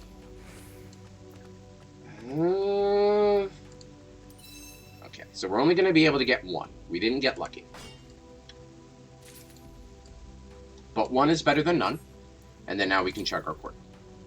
Cordial is just basically an MP potion, but for gathering points. Very simple. You can get them most anywhere. I have 2. Some that I've made, and then some that you can buy. The ones that you buy, you can buy them from your grand company. So turning in your gear for seals is another great way to get more high cordials. Or if you can craft them, crafting them is not as good. The cooldown is a little longer, and it only gives 50 less, but it's still better than nothing, honestly. You should be chugging cordials on cooldown for the cordials themselves. So use up as much GP as you can. The second this is available, click the button again. That way you're staying, you're gathering as much as you can, just to save you time. If time's not a thing and this is more of a casual thing for you, or you're just in and done, save the cordials. Save it for when you really need them, or, you know, save your scripts or your gil or your time and don't bother getting them. You know, cordials, like most any other potion in the game, is not necessary, but it always helps, especially if you want to take this somewhat seriously. So now that we chugged a cordial, we can now do Scrutiny Brazen, and we'll see here. Ooh, that's a good pull. So Scrutiny Meticulous should be good. Do we get lucky? No. Okay. That's 0 out of 3. Guess we're not lucky today. But that's fine. We're not going to be here for long. We've got another 2 minutes before this disappears, and we have to wait another 10 minutes after. So, we'll finish up with the node, desynthesize what we've got, and then we'll go back to crafting more lumber logs. Let's see here. Now, the reason I want this is because it gives me the earth sand. But if we want... Where is it? Where's my earth sand? Right here. But we can do the lunar if we need that sand too. If you don't know what gives what, ask around. Community's great. Or go online to those online resources I plugged earlier. Or if you don't care, don't bother. I mean, you do you, boo. That's the cool thing about this game. And we did it! So that's what happens when we nail it. So can we nail it one more? I want to get greedy. Can I get 2 off this? Yes! Look at that! Okay, meticulous actions prove effective. So that's what it looks like when it works. So instead of me only having 1 left, I now get 2 free ones. Just because I was lucky. And, luck stat. Luck stats are great stats. Now, there's only 1 minute left, which is enough for 1 more node because my high cordial is coming off cooldown in about 5 seconds. So we're going to run over here, chug my potion. 1, boop. Run over here. Where is it? Where is it? Where is it? Okay, and this is the last one we're grabbing. By the way, that question mark bag just means I haven't gathered it yet, so it's not in my gathering log, which is what I was looking at, what we were looking at earlier here. It's not checked off. So some of these are checked off and some of these aren't. You do get achievements for getting a certain amount of things checked off in your log, and they can give you special gear. Not good on the stats, but it looks pretty. Oh yeah, RNG's a stake the wheel. Absolutely. It's what keeps the game interesting, honestly, because there's RNG in crafting as well. But again, we'll go through that when we start crafting 3 Ozia on Sylviana. So, the timer's up. I no longer sense anything, so we're going to click return, which is our free teleport, and we're going to go back home to Old Charleroi and work on some more logs. I could get some Mornvale tree barks. My alarm just popped for that, but yeah, I think I will actually. So, just in case. Again, when it comes to timed crafting, there's never such thing as enough. If you find yourself with an excess and you know you're no longer going to need it at all, they do tend to fetch a higher price on the market board because there are those who don't have the time or the stats to gather it themselves. They might live busier lives and can only play for a certain amount of time, or they might just be straight up lazy. Right? I've been known to be lazy myself. Sips tea. But for whatever reason, you can just go to any major city, talk to that market board there, and see what's on offer. So, now that we're home, we're going to Ethereal Reduction. 30 is our magic number. What do we get? Ooh, got 4. And now we're going to do the rest. So that's what happens when you... That's what happens when you get it 100%. You normally get around 2 or so. The game's still loading up. I got double there. That was 8. So there is a chance you can get double bonus, which is always great. Yeah, everybody's loading in. Boop. And look at that. I only needed 30. I got 57. Which is really great. So what I'm going to do here, I'll split that up to 27. And we're going to put that away. My Chocobo bag, which comes with your Chocobo free, has limited space. It only stores it's half the bag space of your main bag, and it can't hold key items and it can't hold crystals, but it's something you can access anywhere, anywhere that you can access a Chocobo, and you can use it to store some of the rarer stuff. So you'll see here I have some really esoteric stuff here, like some fragments of some rare materials, All of this is for relic stuff, so I have my relics here that I'm working on the side.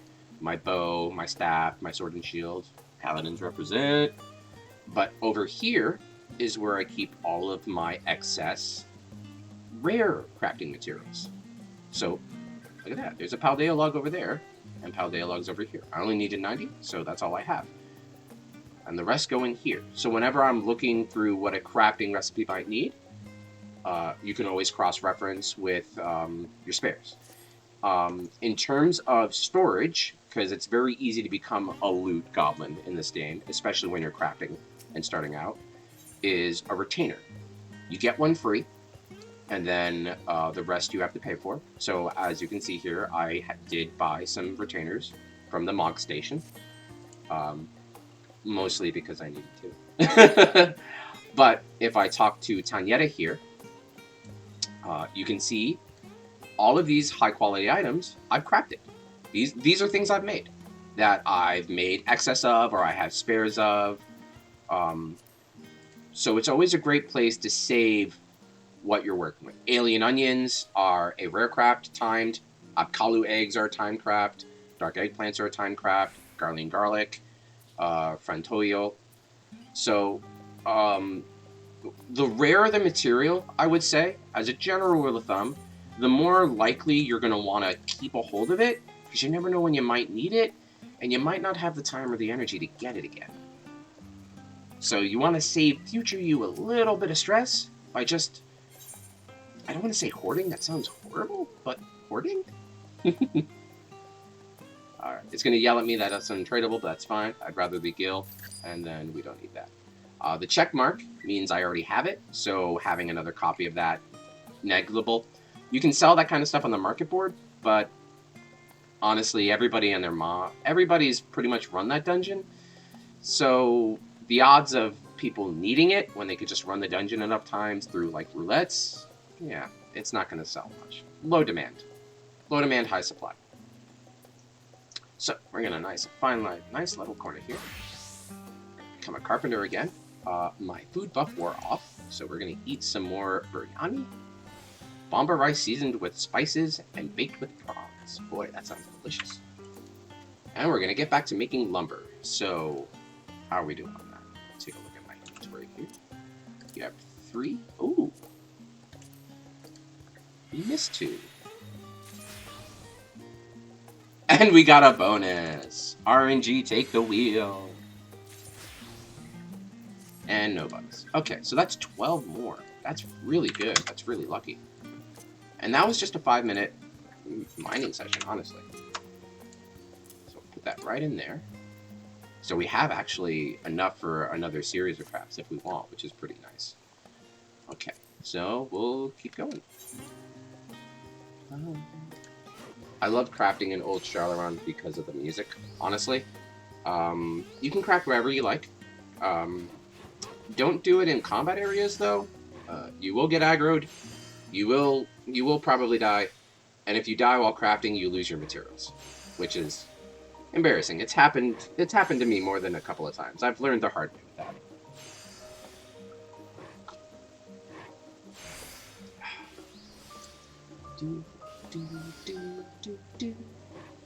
It's currently 6 a.m., so we're hearing the daytime theme, which is always a banger. Oh, I hit the wrong button. Okay, so that's not good. So what we're going to do is we have to override the macro because I hit the wrong button. Yeah. Luckily, never punished. 28%. Okay. So, make sure when you're using your macros that they're labeled differently and they look different. Otherwise, you can hit the wrong button and really embarrassing stuff can happen. Like that. Now, I didn't get punished. I got high quality on a 28% chance. But RNG giveth, RNG taketh away.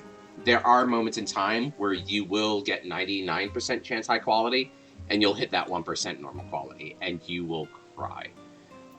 It's happened to me and other members of the community more than enough times.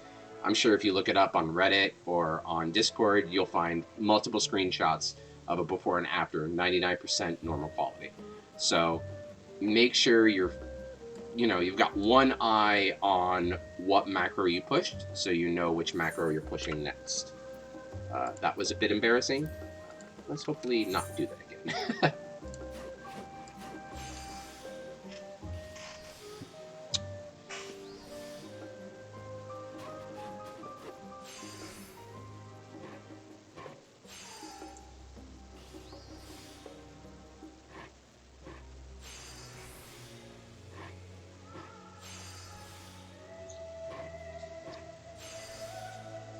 FanFest is in a couple of days. I gotta look up on that.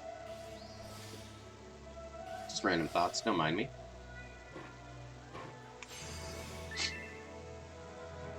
Okay, and now we're gonna click the right button. There we go. Which is also the button on the right, but yeah, potato, potato.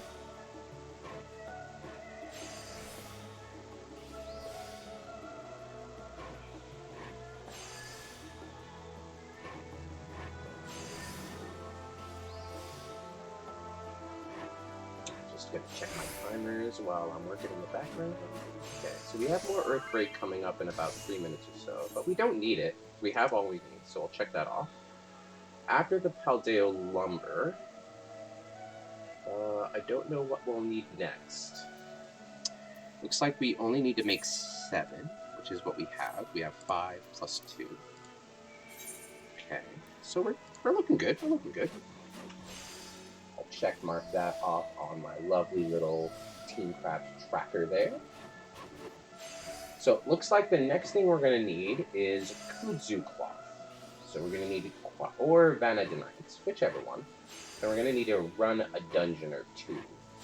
So, who was it that wanted Paladin? Kyle? Kyle, okay. If you're still here, I'm going to do a dungeon run with Paladin for you, because you like Paladin, and I have a Paladin here.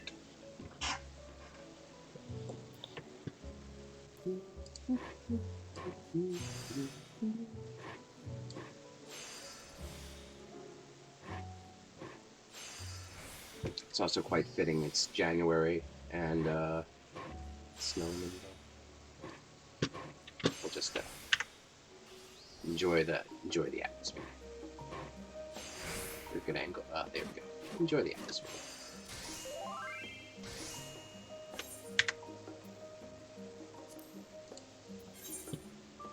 Now, getting rid of my UI doesn't stop the macro, so we can just enjoy.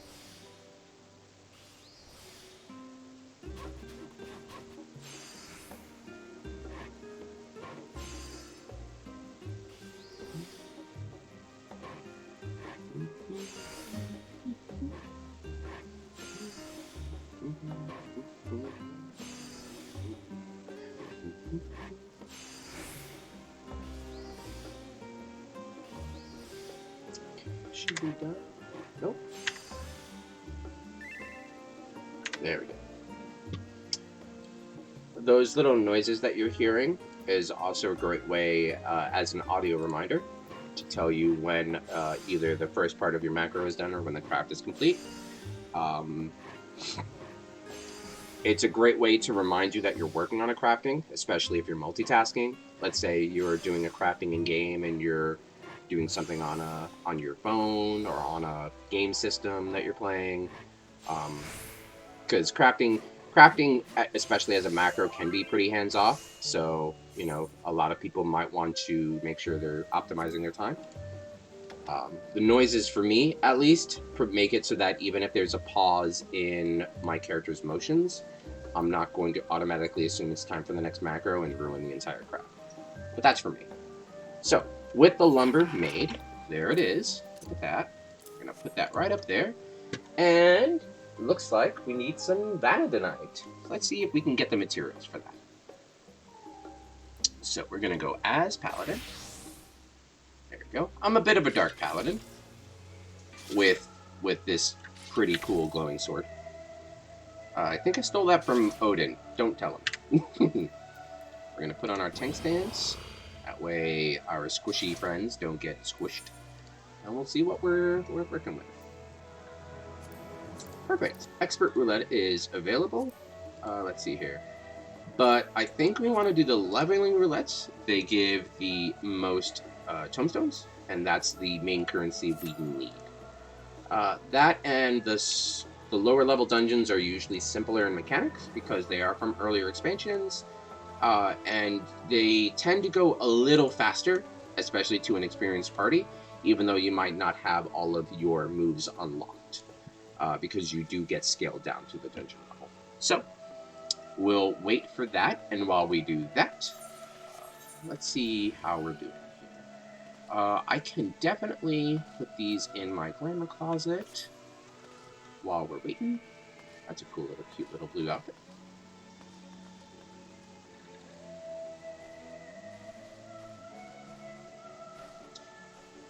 Whee! Ugh.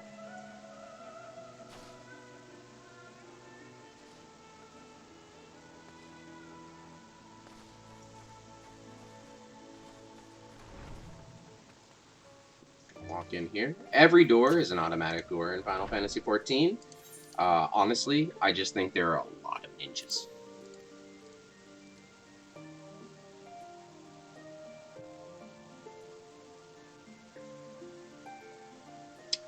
Every area has a cool little inn where you can do some small little mini games. You can listen to your music here.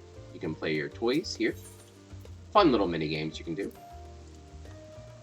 You can actually take a look at all of the cutscenes that you have experienced in the game. And when I say all of them, I mean all of them. There's a lot of cutscenes in this game. But what I'm here for is the true endgame, the glamour dresser.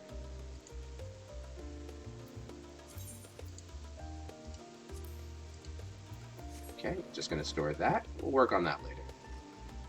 And then we're going to talk to our summoning bell.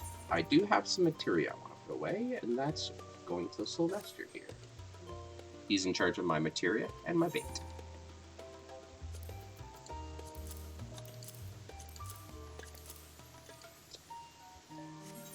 Dance?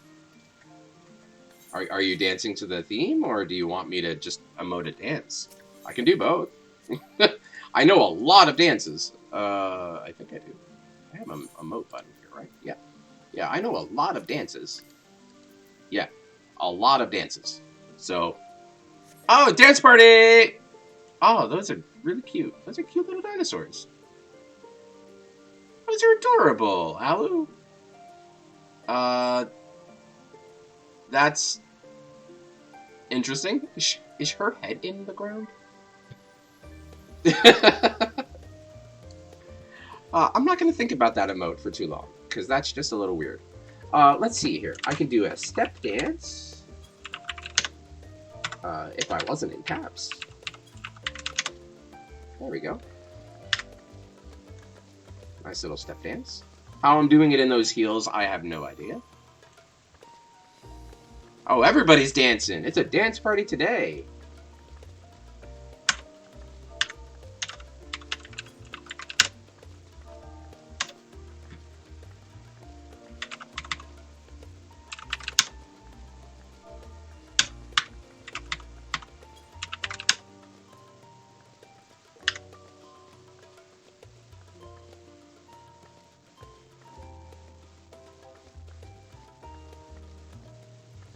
I guess we're dancing while we're waiting for Q now. Well, my goodness, you guys have all the dancing emoticons, don't you?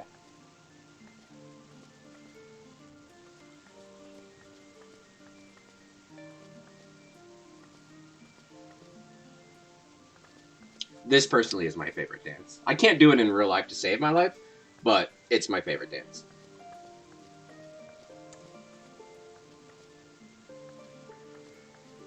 I mean, I can make my figure dance. There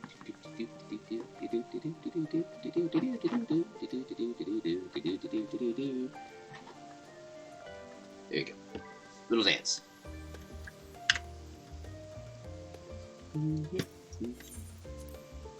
All right.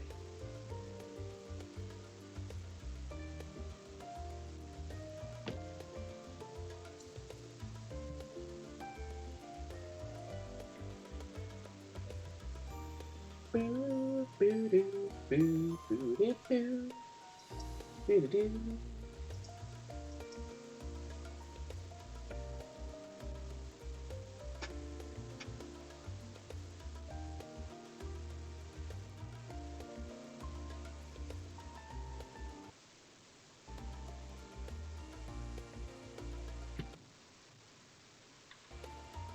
Oh my gosh. I love this energy too. My goodness, you guys are just ripping up chat. Keep up the energy. Heck yeah. If y'all want to dance, dance. You can dance if you want to. You can leave your. Oh, wait, is that copyrighted too? Don't know. Let's see it. Yeah, dance. Look at that. Your dancing got the duty ready. Look at that. The dance summoning has happened. Good job, everybody. I am proud of all of you.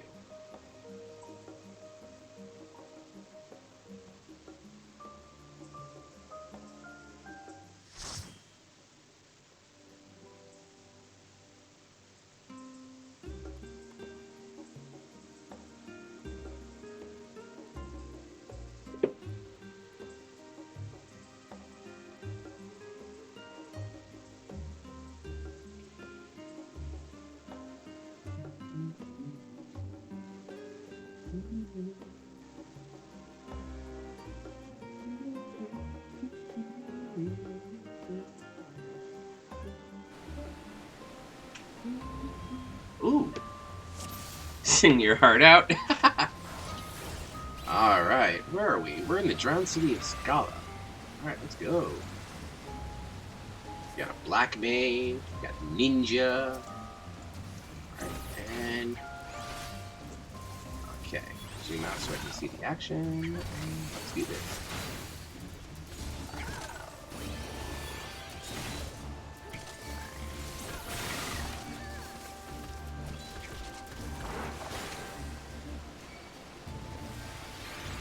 Also, because somebody else hasn't completed this, we're actually going to get bonus tombstones, which is perfect for our crafting and gathering events.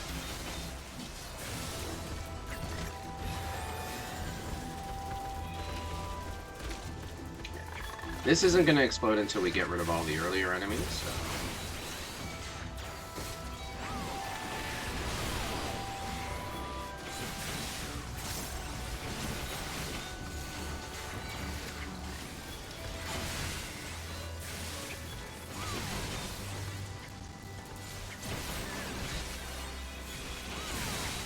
Yeah, Scala's rough. Scala's rough. So what I'll have to do is this. I'll have to edit that here. It's because of all the moving water, honestly. It's rendering all the moving water. So what I'll have to do is I'll have to turn off all of my abilities as well, just to... There we go. So it's a little better. But yeah, Scala is historically rough for gameplay because no matter where I look, there's moving water somewhere, and rendering that is absolutely killer on the computer. On my computer. I run up a cable. And the more moves I do and the more I try to pull, the worse it gets. It's just a fact of how my computer runs.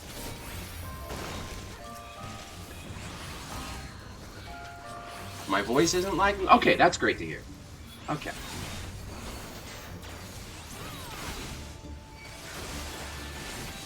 At least y'all can hear me. I mean, I was gonna try to make a joke where I started stuttering or like lagging, but I don't have the local chops for that, honestly.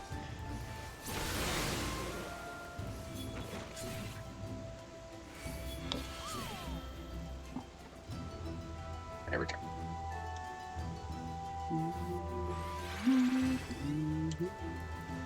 Hopefully, when we get deeper into Scala after the first boss, there should be a scene trend.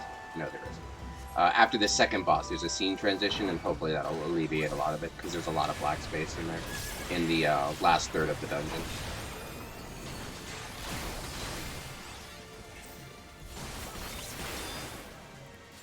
Also, don't ask me how I'm a paladin without a shield. I'm just blocking everything with the sheer might of my hand.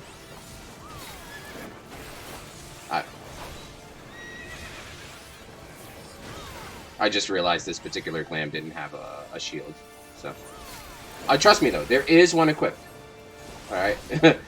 Not equipping a shield is not recommended, even if it's for glam or roleplay purposes. Equip a shield.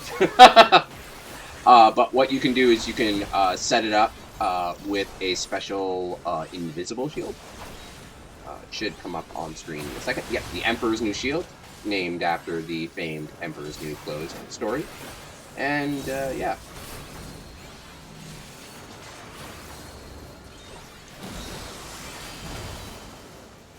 Why are we fighting blue sea dragons? This is the water level. I mean, yeah, honestly, we have to get here by going through underwater. You're not wrong, and I don't know how I feel about that. I mean, we're not as bad as other water levels, I guess. Now I'm thinking about water levels. And besides, it's not a water, it's a Kelpie. It's a Kelpie. Water sea dragon. But yeah, this is, I guess this can be seen at, no, there is a stereotypical water level in the game. It's called Sestasha. It's the first level you play. It's the first dungeon you're forced to go through, ironically enough. The Scalic gear has been historically very cool, but I don't need any of it right now, so we're just gonna pass on it. Kelpie is a seahorse. No, a seahorse is a Kelpie. To be fair, water levels, yeah. As much as I don't like perpetuating stereotypes, you know, all gameplay is considered fun gameplay to at least somebody. Water levels are very hit and miss. You have some good ones, you have a whole lot of questionable ones. So, I agree with you on that one. Water levels can be a bit off-putting, generally because of how they are historically defined and designed.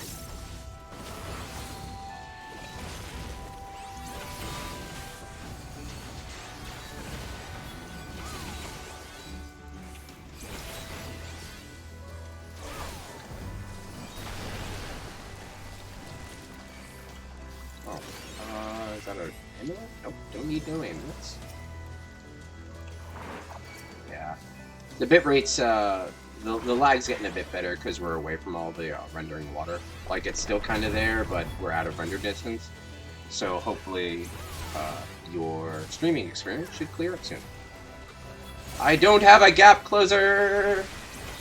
I have to run with my own two legs like a plebeian! I already have those. These are cool little arm guards that I use for my Black Mage costume. So we're gonna pass on those. You get a shield! And you get a shield! And, oh no, everybody's good. Not in the world of Final Fantasy. Well, Final Fantasy 1's sea level, with its boss, the Kraken, was actually not horrible. It was just a water-based dungeon. There weren't really water physics. I mean, this was back in the NES days, so I guess you could say that's by limitations, not by design. I think the most common sea levels you'll think about are in Final Fantasy X, because the entire story is kind of based around water. I'm gonna heal, because I ain't dying. But those aren't bad, they just limited the characters you could use, you know, because only certain people could swim while still being effective in fights, right? So, in terms of Final Fantasy, sea levels are pretty okay. Sea dungeons, at the very least. Oh, this guy.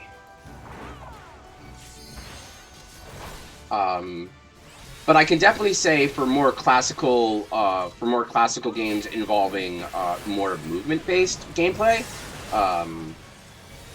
underwater and water levels have not been really represented that well. But that's because most people are thinking of Nintendo, quite honestly. Do you love Final Fantasy X? Absolutely. Final Fantasy X was the second Final Fantasy game that got me hooked on the series. The first being the classic Final Fantasy 1 on the NES. Final Fantasy X is, in my opinion, still considered a masterpiece of storytelling, of character development. Its gameplay beats, its story beats, and its gameplay are still, in my very humble opinion, second to none in terms of how a Final Fantasy game for the modern era should function. So I'm with you on that one. Final Fantasy X is... Oh, you guys didn't let me blow anything up. Is something I can always play and will always play. Anybody else have any other cool Final Fantasy games they like? Any Final Fantasy games of note that they like playing or they like watching? Because though I focus on 14, I am going to be the first to tell anybody who asks me about my RPG taste. Massive, massive Final Fantasy fan. I've played almost all of them.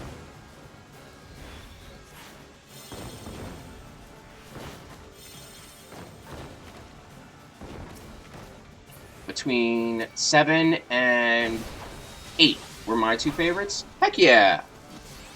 Heck yeah! 8 was cool. It was definitely a different take to the formula.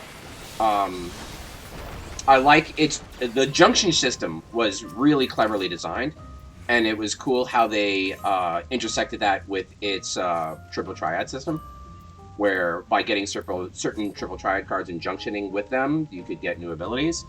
And 9, no, 7 and 8, okay. 7 is a good game. It doesn't deserve a lot of the eye-rolling, groaning flack that it does get, considering it's the most popular one in terms of popular media. Ugh, these look ugly. Piss. But it was a trendsetter. Almost as, about as much as 10 was. So, the story for 8 or 7? Because I can agree, both stories were really, oof. One of the reasons why they were trendsetters was because they tackled very difficult content, which was not something you saw in mainstream American media, especially with video games. Final Fantasy VIII? Oh yeah, absolutely. The whole time traveling thing. Oh boy, hurts my brain just thinking about it. I should replay it though. It's still a great game. The characters are super memorable. And the combat system is really good. And I don't have a healer for some reason. I am dying. Why am I dying? Oh, they said 1 sec after this. Well, luckily for me, I have a don't die. Yeah. In terms of 8 story, yeah, no, it's not as fleshed out, I think. Not as relatable in terms of everything. You do have to suspend some disbelief. It is still a fantasy game, but overall, the characters were really well designed, I think. Ultimecia as a tragic character and as a main antagonist, very well done. Very well done.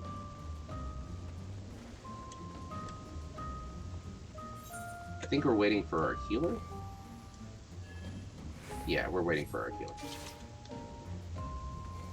Currently playing 16. Story for that one is amazing. Love the fact it's based around the icons and their dominance. Oh yeah, oh yeah. One of the big loves about 16, especially from somebody coming from 14, is that they turn the whole primal thing on its head and make it a good thing instead of a bad thing. In 14, being part of an icon's thrall is seen as a death sentence. But with 16, from what I've seen, it's actually an honor. It's a great honor, and it's a partnership, which I think is a really cool way to turn the whole summon system on its head. It kind of reminds me of 8, actually, with the fact that you had to earn their favor, and it's got a bit of 6 sprinkled in with when you had their crystals and they were actual like sentient beings that connected with your party. Yeah, absolutely.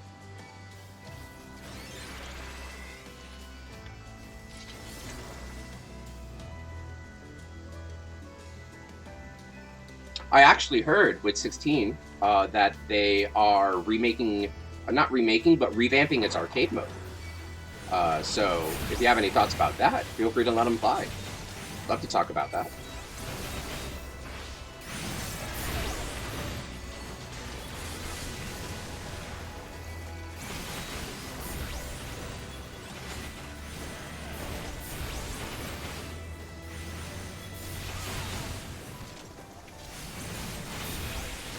I have to remember I'm not playing Warrior and I can't pull as big as I normally used to. Warrior is really, really overtuned in its current iteration of the game. That's not to say it's a bad thing. All the 10 classes have their merits and their words. Warriors are just really good at dying, mostly.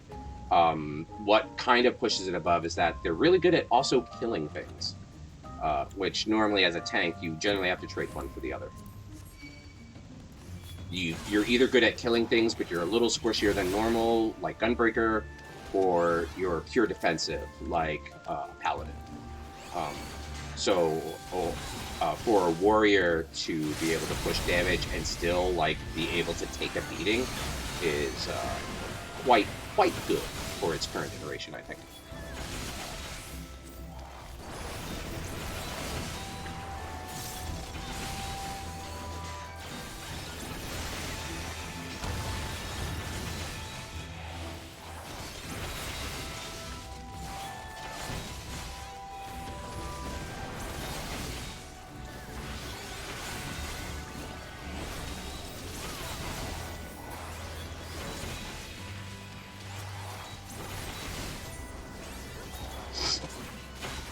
So we're going to get 40 extra tomes, because somebody here has not done this dungeon before. I'm going to look at the details here.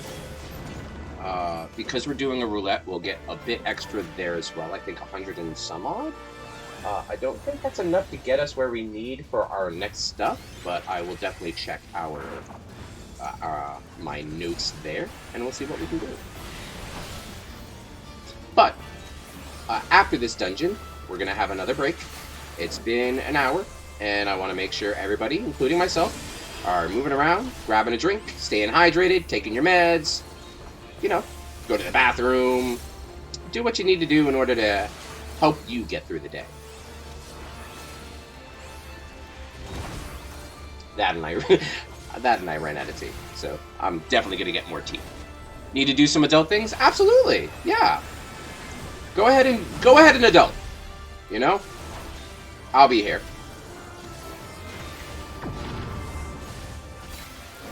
And even if you don't come back, thanks for stopping by, and thanks for chatting with us, and thanks for hanging out. I do appreciate it. You know? That's the kind of environment I want to create for everybody. So I'm glad you were here to be a part of it.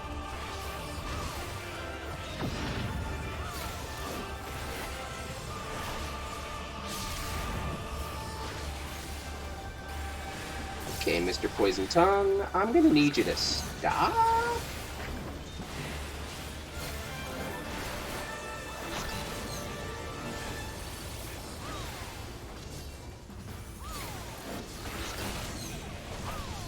Ah! Right in the face! That's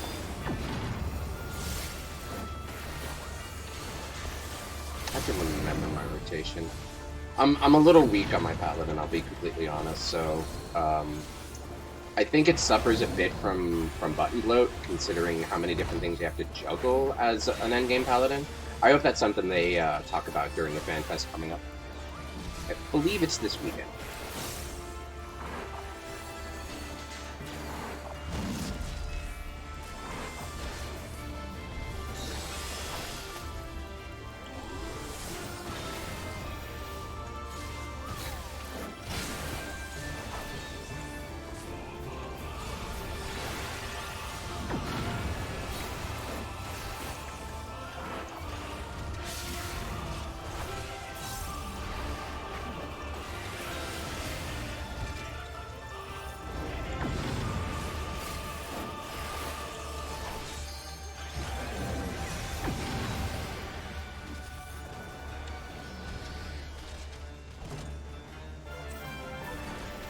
Oh, this is gonna hurt.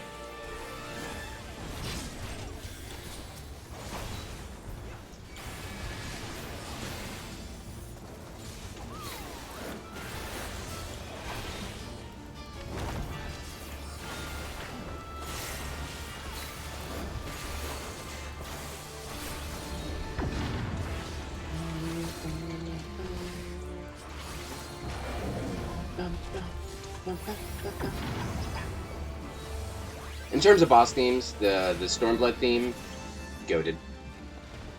Always bop to it. Alright, we will commend our player. Try to commend our player. There we go. There we go. We don't need the loot, I think. Bottom's healing? No. Okay. Alrighty. So that was a quick dungeon. Good job, us. So what we're going to do is we are going to grab some more tea. It has been about an hour and 10 since our last break. I want to make sure we break every hour, just so everybody can get up, stretch their legs, and, you know, move around a bit. So we are going to take a quick intermission, re-up on your food, re-up on your snacks, move around a bit, take your meds, do some laundry, do whatever you need, all right? And I will be right back.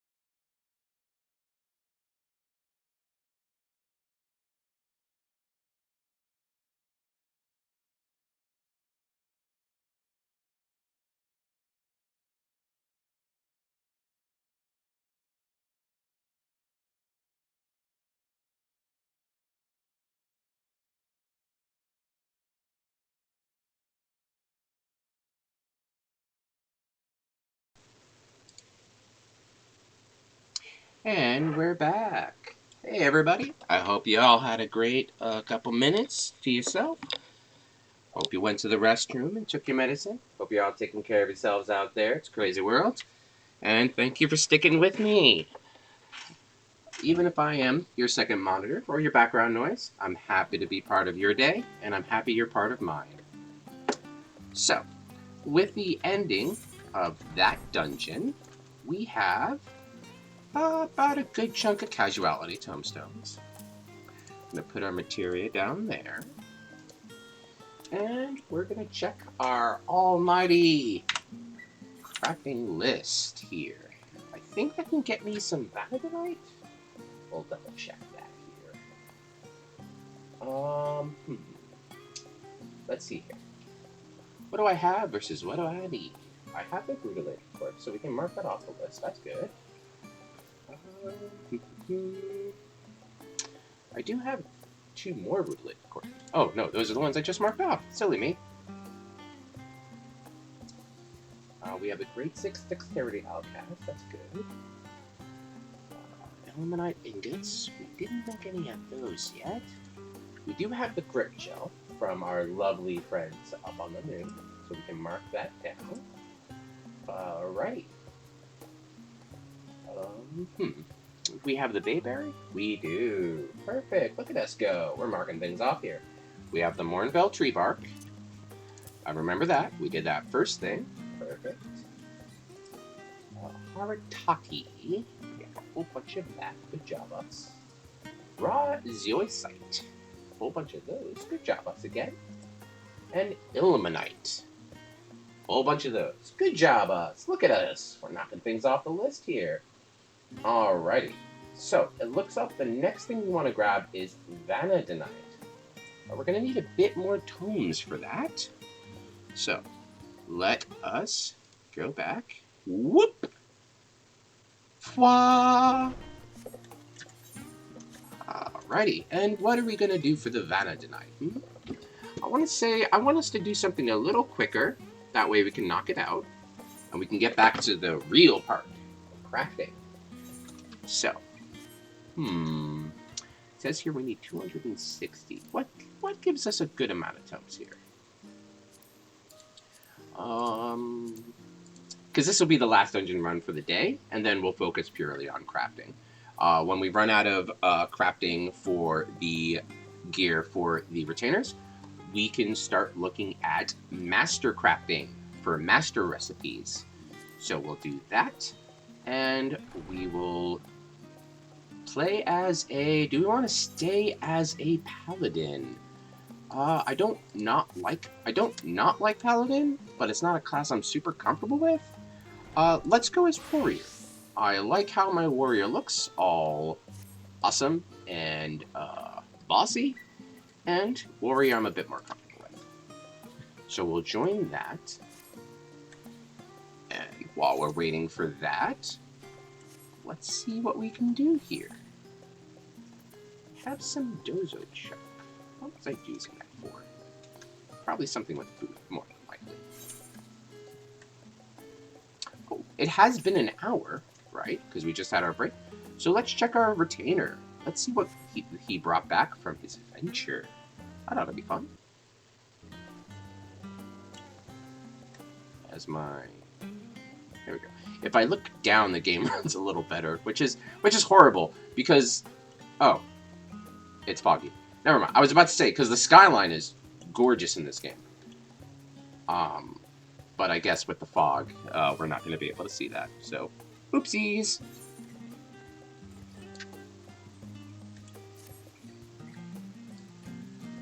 Ding ding. Alright. What'd you get us today? View Venture Report. We got level 50 gear. Look at that. How does that look on us? It's not bad. Is this for a ninja? It's kind of cool. I like the pauldron. You know what? Go out again. And I will save that and see if I can do something with glamour with that. You never know, right? Can it be dyed? I thought the Picaroon set couldn't. No, it can't. Alright, so luckily you're my favorite color, purple. So we'll keep you there. And it looks like our cue popped. So we're going to get out of that, and we're going to go on a trial. For my tea, I shifted away from the breakfast, and I am now drinking, quite honestly, the best tea in the world. Don't tell the Spirit Brit. But I am drinking Earl Grey. He loves Yorkshire, and I've tried it. It's really well done. It's a really good tea, but Earl Grey's just way better. Oh boy. King Moogamog.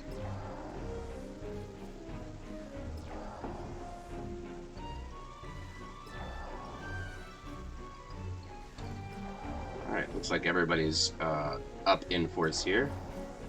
Our tanking's switching on and off Defiance, which is interesting.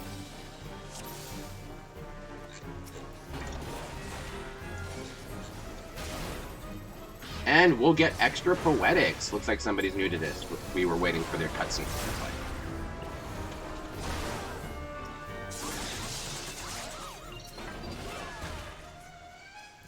You're gonna get it right in the bum, Kupo.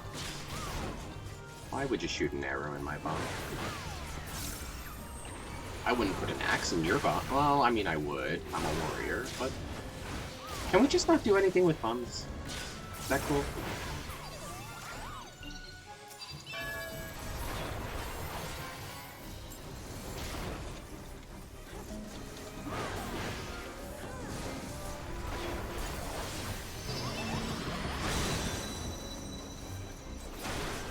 Alright. Make sure we get this guy down here, too. And the last two.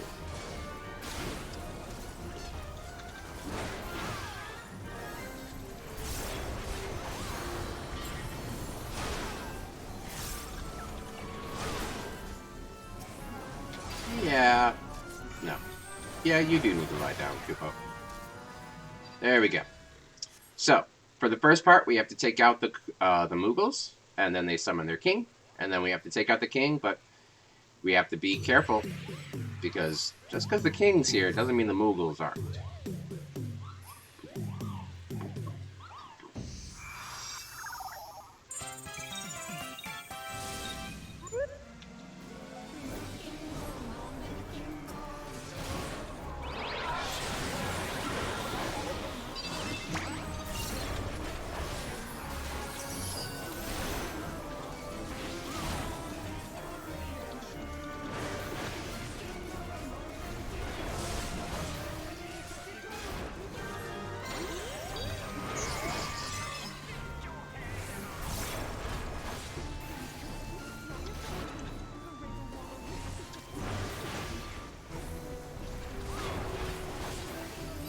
Also, banger alert.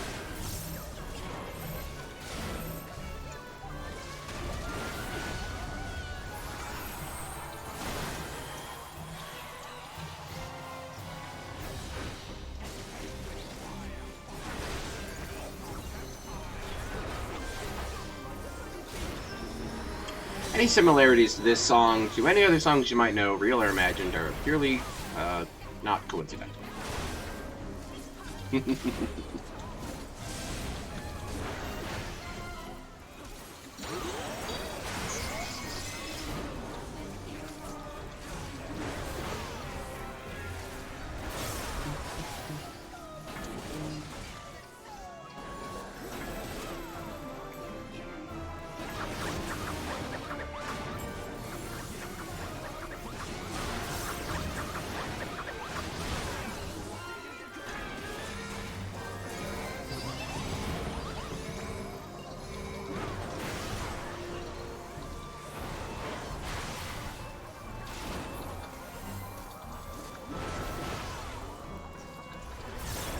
Here comes the Holy.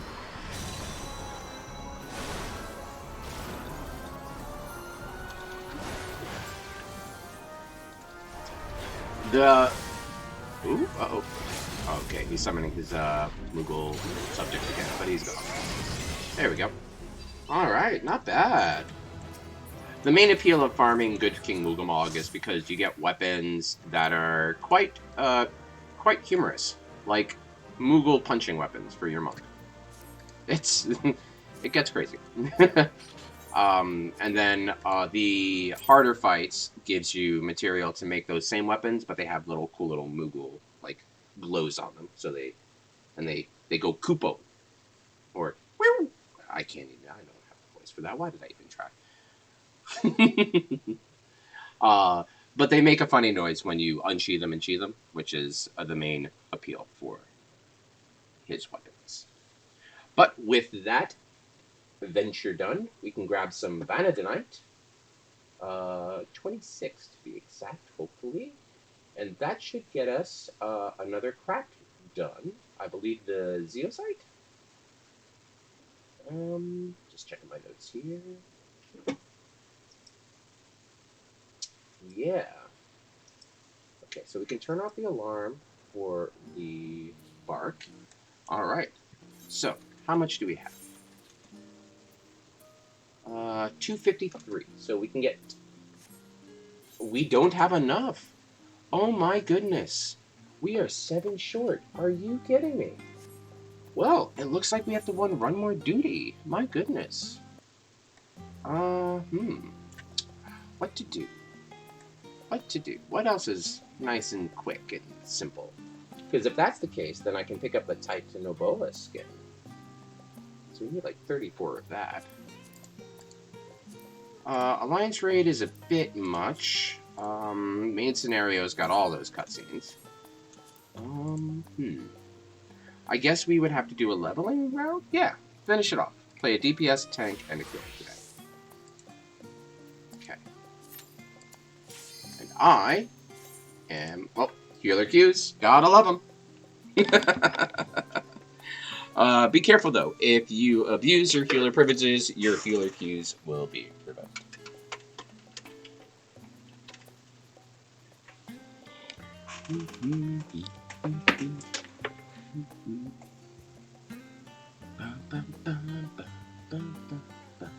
Just wait on that last DPS. There we go.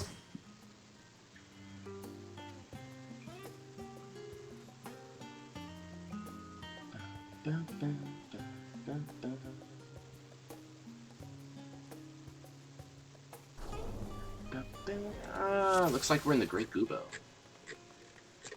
Right. So this is where a lot of my ex-healer expertise comes in. My eyes are going to be focused more on the upper left corner of the screen than anywhere else. Because that way I can keep an eye on our tank, Mr. Nero. And then we can go from there.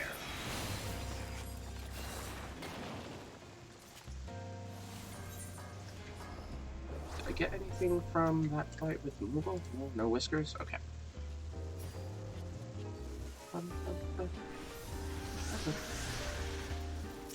Oh no, I was blinded by the light. That's fine. I have an Asuna. Fun little note to you fledgling healers out there. If you see any negative status ailment with a blue bar over it, that means your Asuna can clear it. You'd be surprised at the amount of things your Asuna can take care of. Like, you'd be really surprised. There's certain mechanics that have to be Asuna'd in order for you to pass them. In terms of certain raid tiers for like Alexander or the Coils and certain extreme trials. So it's always good to keep an eye on the buffer debuffer bar because you never know what you can actually work with. For those bards out there, because I was playing bard earlier, bar. Yes, bar. For those bardas, sorry, bad joke. We have a ability that either gives a shield that prevents the next negative effect, or we have an Asuna ourselves. So another great reason why I love playing Bard is because I'm basically playing a healer, but I can shoot you with arrows. I don't know what you're all cap about. Hey, be all cap, be no cap, just be you. You're good. I mean, I'm fighting a giant book, so you can be all caps about the fact that I'm blowing up a book with all caps. I don't know. I should probably not stand there. So again, because these have the bars above them, if I have some downtime, I can help out my parties by getting rid of the negative status effects. Now, as you get further along in your adventure, a lot of these negative status effects will not be able to be assorted. And that's mostly to basically teach you, hey, we gave you some leeway in the earlier dungeons because, you know, you're still learning and you're still getting the hang of it. But at this point, we kind of expect you to do better, you know? Or certain mechanics are based around debuffs that the mechanics of the fight will get rid of. For instance, you might get a debuff that says you take more fire damage, but less ice damage. So you might need to stand in an icy area, while an ally who has the opposite might need to stand in a fiery area in order to get through that certain mechanic without taking a lot of damage. So it's a really good thing to keep an eye on your debuff bar, especially as you're playing. Some of the more perceptive healers will also take a look to see what buffs that their allies had in order to adjust their healing when possible, especially if you're something like an astrologian where you have buffs you can give out. So again, as you get more comfortable healing or going through dungeons in general, you can start getting a feel of what each tank does, how they work, and then you can go from there. For instance, one of the things that makes warriors so great, especially at endgame levels, is they have a buff that gives them lifesteal, basically. They heal for every time they deal physical damage.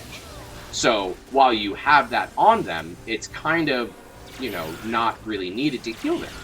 And if you can look at their buff bar and see that they have that active, then you can focus on healing other players or just doing damage while they heal themselves. So that way you're getting the most out of the buff. Your warrior is healing and you're doing damage. So everybody's kind of working together like a well-oiled machine. Now, as always, play how you like. I'm not here to tell anybody one way of playing is better than another. It's just little things that I've picked up throughout my decade experience. Also, welcome back from your adult stuff, Alu. I hope everything's well in your life. And it's great to see you again, and welcome back to the chill vibes of I'm a crafting stream, I swear.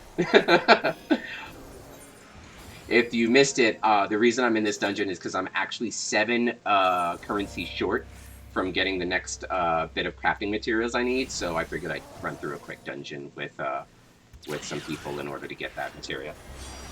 Puppy went potty? Oh! Aw at the puppy, not the potty. That sounds weird now that I say it out loud. But aw, puppy! Well, good for you for adulting. We celebrate that here. We celebrate everything here. So good for you for adulting. Adulting's hard nowadays, so good on you for doing it.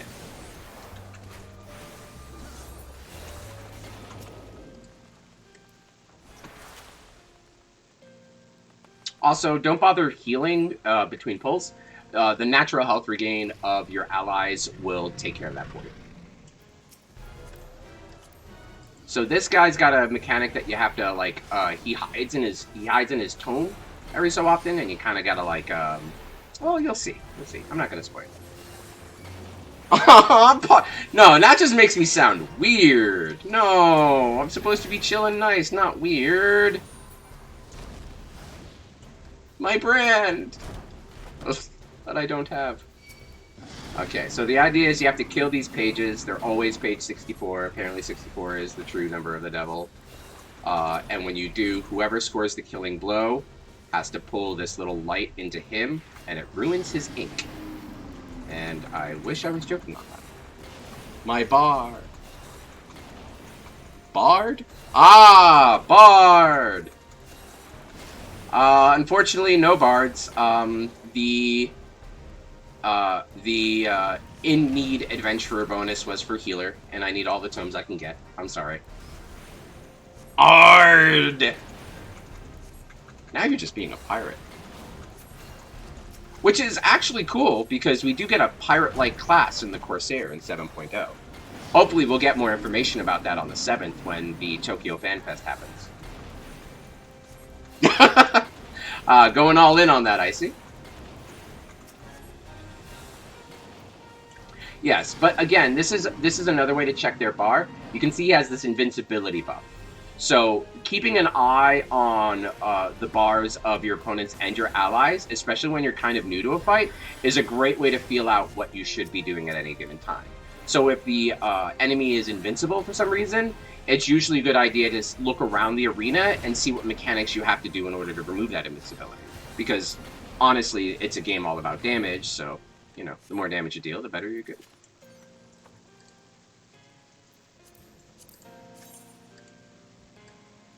See, that's a cool helm, but I don't play Lancer.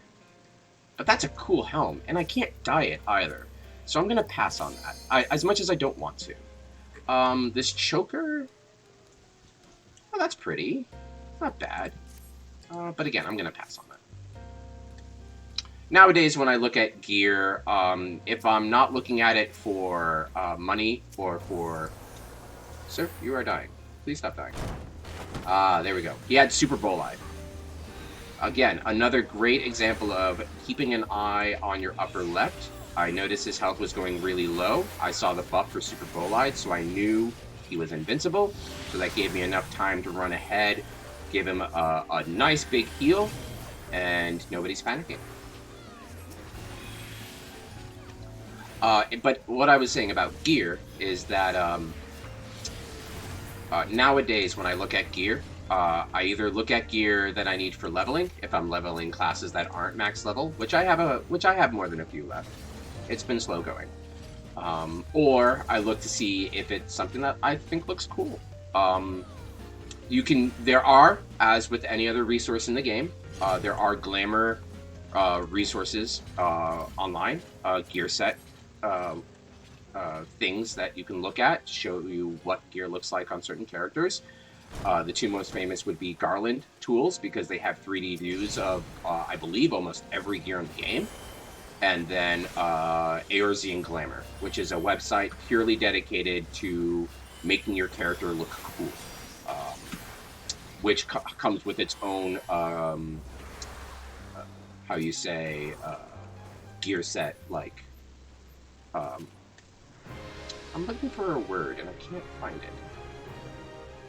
it. Magazine? No. Well, it's another repository of information, I should say, which is really good, especially if that's something you want to get into, even casually. Because again, if you see somebody wearing a piece of gear, you can either go to Gamers Escape, or you can go to the the Lodestone, which is the Final Fantasy XIV's official website, and you can look up what it is and how to get it.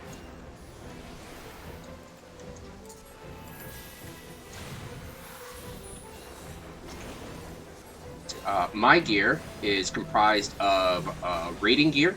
My arms are from the current raid series. My legs are from a dungeon. My helmet is from Tomestones, and so is my top. And then I believe my pants, we'll look into that real quick. How do my pants work? Yep, my pants are from a dungeon as well. So, if you want to copy my look, just run a couple of dungeons, do a raid or two, and farm tomestones. The staff, though, is a bit harder. The staff is Nirvana, and that is the relic weapon from 2.0, which is A Realm Reborn, and that is a big ask grind. It's a big ask. It involves a lot of steps, a lot of resources, and it is definitely not something I recommend you grind, if only for your sanity. The weapons look amazing. All of them look wonderful, but it is a very long process, and definitely something you want to do over time, and not something you want to do in one sitting, if only to save yourself the really big trouble and the headache of just burning yourself out of the game. Try that. No. Nothing here I like, so I'll leave it for the rest of them. I did not player commend. That is a mistake. You always want to player commend. There are achievement locks behind commendating players, getting commendations for whatever reason. Hi there, I'm off center. Let's center myself. Um, you can commend somebody based on how well they did. You can commend them based on how awesome they look. You can commend them based on their personality in chat. Um, again, the most beautiful thing about this game is that there's no wrong way to use the systems.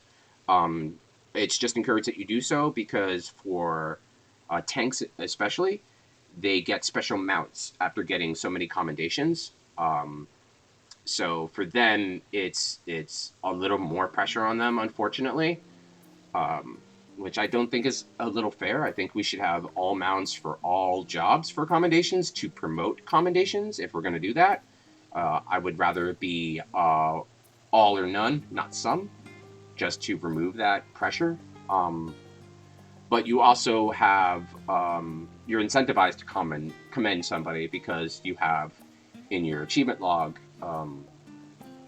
certain daily or weekly achievements, depending on how many times you commend somebody in dungeons. I can give you an extra boost of gil if you need some money.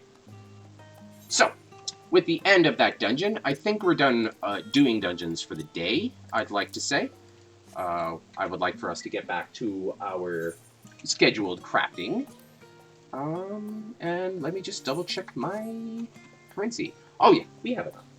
Perfect. So we are going to grab the most expensive item we need is Titanoboa skin. So we are going to teleport back to Razat Han. Incoming lag. Sorry. And we are going to pick up some Titanoboa skin and see what we can make with that.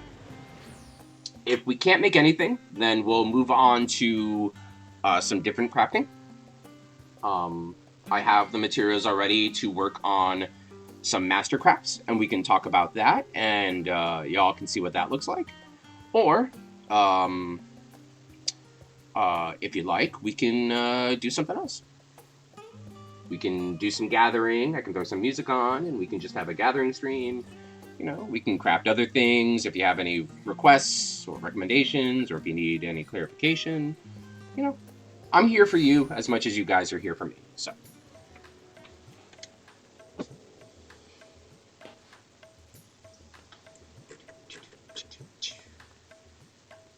Let's see what we got going on here. I gotta wait for her to get back from her break. She's probably sipping some Earl Grey in the back there. We can't see. Or coffee, for you coffee lovers. Do what my heart desires. Well, thank you. Alright, Sahanti, what do we have here? We said we needed some Titanoboa skin, right? Perfect. We can grab some of that. We need a whole bunch. Whole bunch. I think 34? Boom. There goes all of our tomes. So, I'll mark that off on my little tracker here. And yes, we can make some Titanoboa leather. It looks like we need some immutable solutions as well, which is a crafter script. So we can actually work on that too. So, for crafters and gatherers, we have our own special currency. So like, if you're doing a combat class, you have your tomestones here, right? And then we have our old tomestones of astronomy from our previous patch. For crafters and gatherers, well, thank you for lurking, Alu. I appreciate that. Feel free to not lurk. Feel free to ask any questions if you're interested. Or feel free to lurk if I'm in your background and you're adulting some more adult stuff. I'm just happy to have you here. So, what was I saying? Oh, right. So these are our tomestones. And then there's yellows. So, you get these by talking. We're going to segue over here. Nope. They're in the second area because we divide these up. So that's the fighter's street. We're going to go down the crafter's street. Hey, no commands yet? Yeah, sorry. I'm still fairly new. I'm trying to get commands enabled. But that can come with time. My mindset was, getting on the platform, starting to create that community with people, and then, as things move forward, things move forward.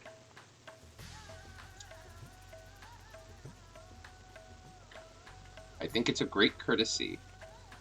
Oh, to use the lurk command to let people know you're just lurking. So, script exchange is where you turn in your scripts for various items, and you get scripts by going to this collectible appraiser here. Being overly silly. Ah, I see. Okay. Just make sure you're letting people know. Internet silly is very hard to communicate sometimes, and I don't want people getting upset for miscommunicating. So I'm glad you both seem to be awesome. So great to see it. So you can see here, by crafting certain collectible items, I can get scripts. And then by gathering certain collectible items, I can get even more scripts. Those are the end game, quote-unquote, currency for our crafters and gatherers. So it looks like I do need quite a bit more for this immutable solution I need, so that's something we can definitely look into. Normally, getting crafting scripts, hard and me? What? Don't think I understand that. I think I might need some more context for that, Alan. IRL joke? Okay, got it, understood. So, with crafting scripts, of course we're friends, you nerd. With crafting scripts, you generally just have to gather some miscellaneous items throughout the world and craft it up. They normally don't cost much to make. It just takes time to gather, and of course time to craft, to make up for the fact that you turn them in for currency. For gathering scripts, those return to the timed nodes. So you have to look up when they're active, set up a rotation if you'd like, and then you can go from there. Unlike the Aether Sand that we did earlier with those timed nodes, you don't desync these. You don't break them down. If you want the scripts, you have to bring them over here to our good friend, the Collectible Appraiser, and he'll give you scripts for it. Generally speaking, it's easier to get crafting scripts than gathering scripts, if only because crafting scripts, you don't have to wait for certain uptimes. You can just grab them. You know, just grab the materials you need, craft away. To make up for that, though, crafting scripts, more often than not, will require you to go to our lovely little friend who is working across the way, Mr. Farret, I believe. Just double check. No, I am totally wrong on this. I am so sorry. Gosh, look at me not knowing what I'm doing. There it is. So there's a gemstone trader right here. Now, I don't know if you remember, but earlier tonight, I fought some monsters on the moon. They dropped me some gems, and you use those gems here. Now, you can get some special clothing items, some special songs, stuff for your house, get a voucher if you're collecting enough for certain items, and da-da-da, crafting items. So normally, in order to get crafting scripts, you will need to do fates to get bicolored gemstones, which are those active time events that I did earlier on the moon, and then spend those gemstones here at Sajarine, or wherever your gemstone trader is, depending on the expansion you're currently at. There's one in every major endgame area, so they're pretty easy to miss. They're hard to miss. The only caveat is that if you're looking for gemstones from a specific area, and you have not done enough fates to help move along commerce, let's say, because it's too dangerous, you'll only be able to get them from that specific area. Because I did all the fates that I could, something like 200 some odd fates. It's a lot, I know. I managed to make it safe enough that everybody will come to Sajarine, and I could just come here for all of my goods. If I hadn't, I'd have to look up at who sold what, but I can do that with my trusty little tracker on my left here, and then I'd have to go there instead. So It's a time versus effort thing, as with anything in this game. It's how much time you feel that you can dedicate versus how much effort you want to dedicate with the time that you have. Um, the items from the bicolor gemstones can be sold on the market board. So again, if you happen to find yourself with some spare gil and real life is just really kind of cutting into your game time, you know, let's say you're a parent, either of a human or of an animal that requires full-time care, you're a full-time worker, or you only get so many hours a day, you can definitely spend some gil and go through it that way. Like always, no bad way to play. But since we have our skin, we can make some Titanoboa leather. So we're going to be a leather worker for this bit. There we go. I don't have any glamour set up.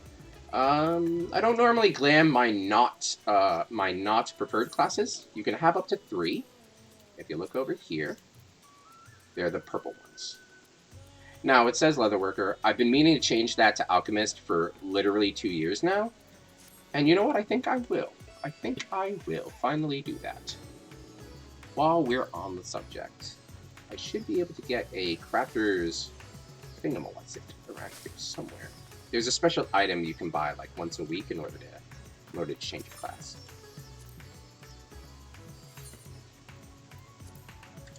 Change your preferred class, I should say. It should be under materials. Let me check here.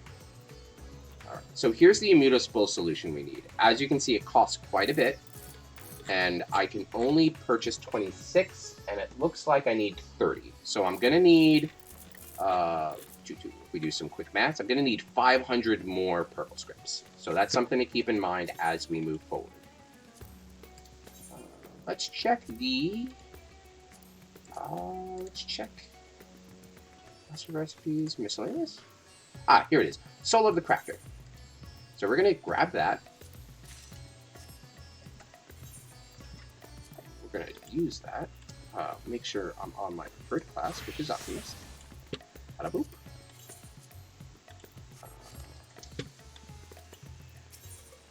I'm sorry, I have to remember how to use Soul of the Crafter. I think I have to go back to Ishgard, actually. Oh, that's a Splendor's vendor. Yeah, I think I have to go back to Ishgard and talk to that one dudette. This is the materia guy. Let's talk to this Splendor vendor. Let's see here. Nope. That's not it. Alright. So there's this gentleman in Ishgard who lets you change your crafting mastery, so to speak. So, a little bit of background on that. If you look at your armory chest, you'll notice there's a soul crystal tab right down here. And you'll notice I have a lot of them. That's because these are all the classes. So the warrior, the monk, the reaper, the dragoon, all the way to sage, blue mage, white mage, scholar. That's what makes me a warrior of light, so to speak. They introduced Soul of the Insert Crafter here. It gives you a bit bonus stuff, and it allows you to use a couple of bonus abilities. So, if we go to Leatherworker, where I'm a master, you'll see these 3 abilities: Careful Observation, Heart and Soul, and there should be one more.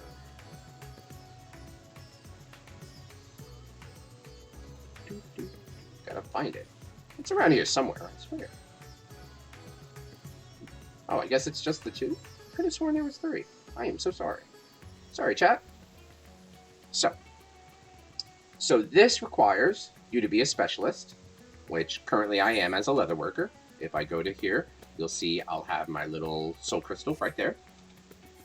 But it also costs one of these crafter delineations. It's a detailed outline of complex crafting techniques. So it has a cost. If I use one of those, I can use these actions during a craft in order to help me with that craft. When these get unlocked near the mid-game of your crafting adventures, these are a godsend. They allow you to recover from crafts that could fail. They allow you to guarantee high quality on certain crafts you normally couldn't. Not only because of the stat boost, but because of the abilities themselves. Nowadays, they are not as impactful, quite honestly. Um, it can help you set up with macros for some of the hardest crafts in the game currently, but its effects are very minimal considering the low stats they give you. You'll notice its effects mostly in the abilities you can use, which is the observation and heart and soul. Now, that's not to say it's not worth getting. Observation and heart and soul are really, really good crafting abilities. Plus, the stats never harmful. You can never go wrong with stats. So it's definitely something you want to look into as a craft. Pick whatever 3 you want. Most people do culinarian, alchemists, and whatever main hand crafting they need. So, like, if you're a lancer, if you're a dragoon or a bard, you would go woodworking, so on and so forth. Because my character and I, personally, see ourselves as blacksmiths in and out of game in terms of creating things. That means I go with blacksmith, armorsmith, and because I make a whole lot of potions, I'm an alchemist. But, like always, and I'm going to say this a lot, I swear, this should be a command at this point, play how you wish. There's no wrong way. So we have to speak to Mr. Alderon, Soul of the Crafter Exchange. We are going to request certification as an alchemist. And like there, it said you are permitted up to 3 changes per week. Limit is reset every Tuesday, 3 a.m. Earth time, which is the normal reset for Final Fantasy in my neck of the woods. Everything resets for weeklies at 3 a.m. on Tuesdays. So we're going to relinquish our Soul of the Leatherworker. Oh, I cannot. Oops, that's on me. Alderon's a bit of a prickly gentleman.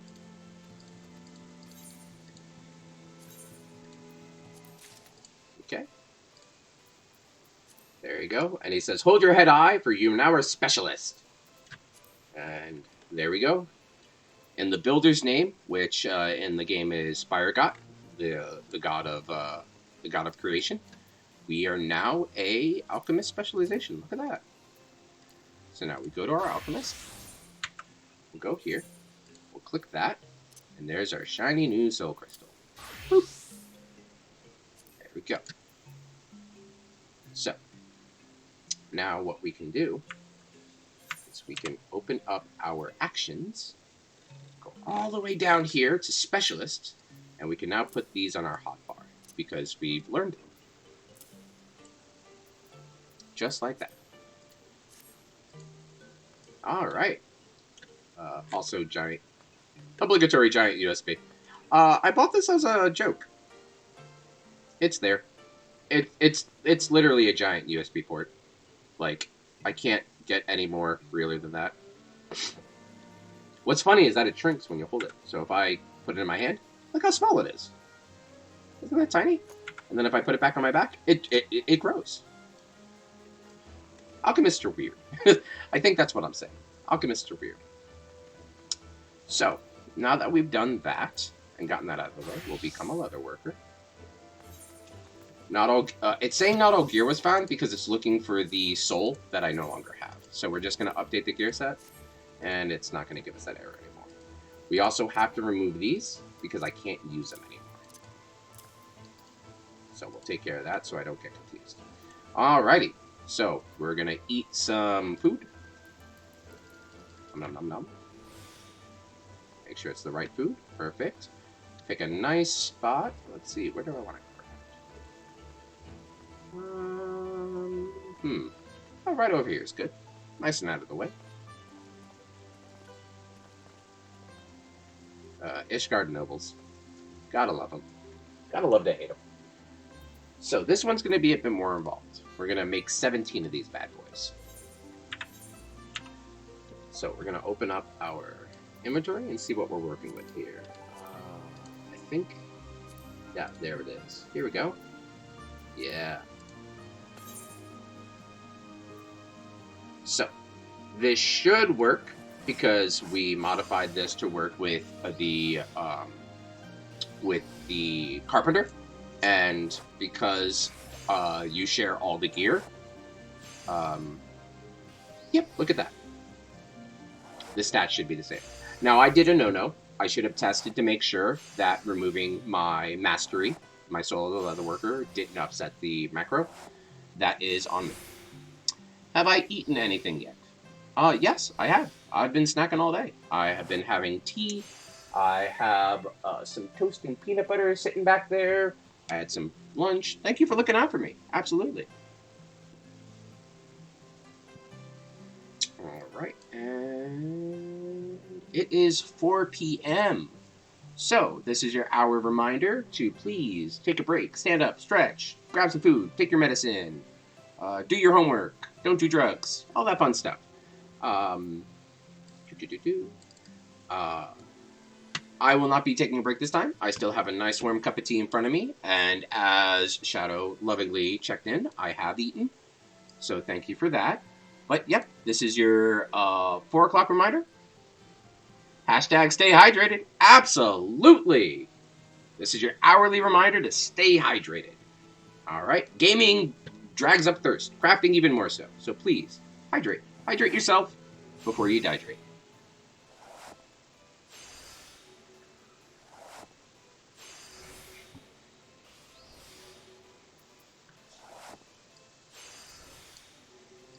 All right.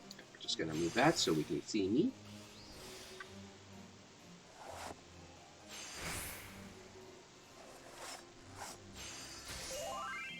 All right. Yeah, looks like the macro works. Again, I did an oops. I did not listen to my own advice.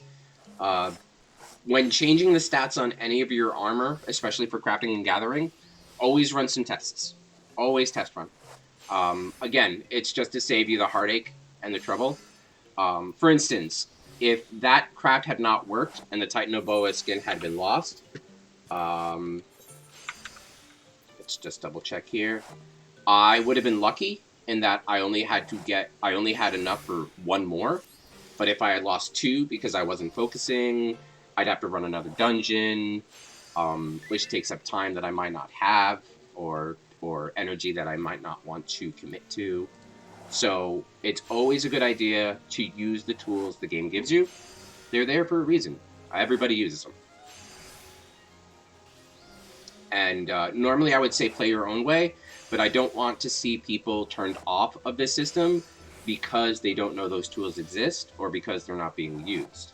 One of the great things about crafting that you'll learn with Sylviana, crafting through Eorzea, is that the system is very user-friendly. It's very easy to get into. Like, you might look at my buttons and get overwhelmed, and that's normal. You know, I have a lot of buttons on my bar, 10 years worth of experience. That's fine. That's why we're starting from the beginning with Sylviana, and that's why I'm hoping to take you through what it's like to be a crafter, starting from ground zero. So you can see how fun it is, like the way I do, and how easy it is to learn, and the intricacies of learning how to master it. So I'm hopeful that you will come with me on that experience, and you can see exactly why I love this part of the game so much. Trust me, it's not all macros. Like, when you get to macros, you're fun, you're happy, you're like, okay, I can play a game on my phone, I can check my socials, I can grab a sip of tea. By the way, sip of tea. Ah, tasty. But getting to this point is, in my opinion, a fun journey. About learning how the game works, meeting some very awesome and interesting people through the job quests for NPCs, and other people when you ask for help through online and offline social circles. And overall, it's just a cool part of the game that I think needs more exposure. You know, we have our websites, we have our Discords and all that, but, you know, I just want the world to know how awesome this is. So, here we are.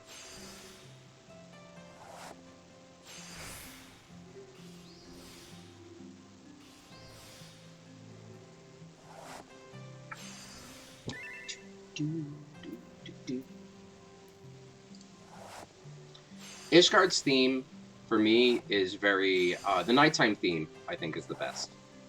Very nice and soothing. All of the main themes, save for I think Mordona, have I'm sorry, the main city states that you find yourself in um, have some sort of recognizable Final Fantasy S theme, usually related to its expansion theme, which I think is a very great move that Yoshi P had the music department do. Um, my personal favorite would have to be Old Charleron, honestly. Both themes are a banger. But definitely top three would be Nighttime Foundation for Ishgard. Very soothing. Very nice. Music department just knocks it out of the park with this game, honestly. They deserve all the awards.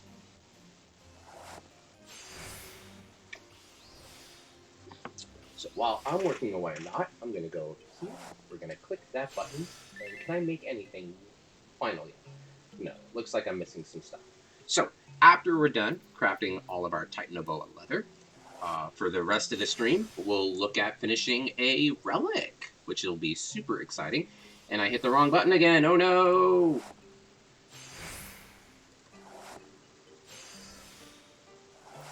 Trying to sneak in a couple of touches before the craft finishes.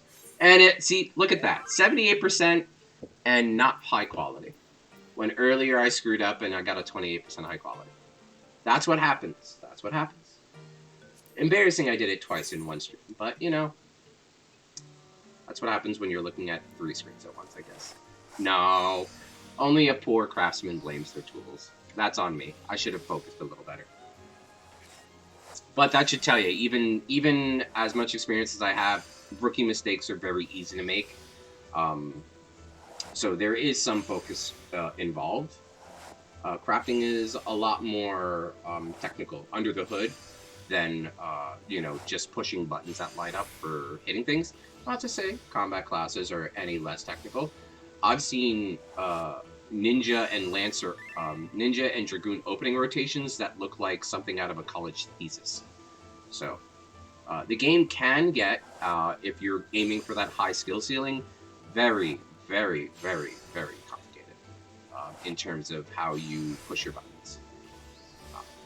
So if you're looking for something to strive for, it's there. But back onto what's going to happen for the rest of the stream. I'm going to stay on for about an hour or so more. Normally my streams go from noon to 5. I did start a little later today because of some IRL doctor stuff. I'm okay. Everything's fine. Just, just some stuff to do. Life to live and all that. Adulting to adult, if I want to borrow Alu's stuff. Yep, self-care +1. Hell yeah. So, because I started a little later, I am going to stay a little later. I want to make sure people who want to watch are here to watch. Even if I started a little late. It's not fair to those who are here. And for the last couple hours, we are going to focus on a relic, which is going to be super fun. And not a combat relic. We're going to focus on a crafter's relic, which is super, super fun.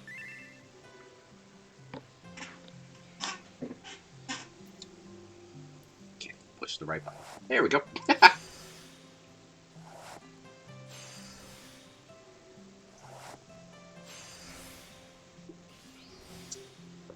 Keep shifting to the side there. I'll watch that.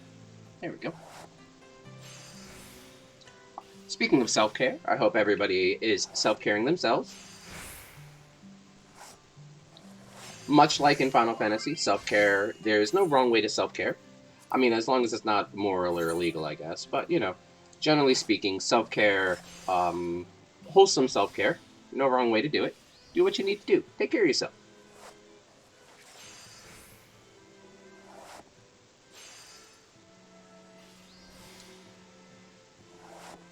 Oh, gosh, this tea is so good. I cannot get enough tea.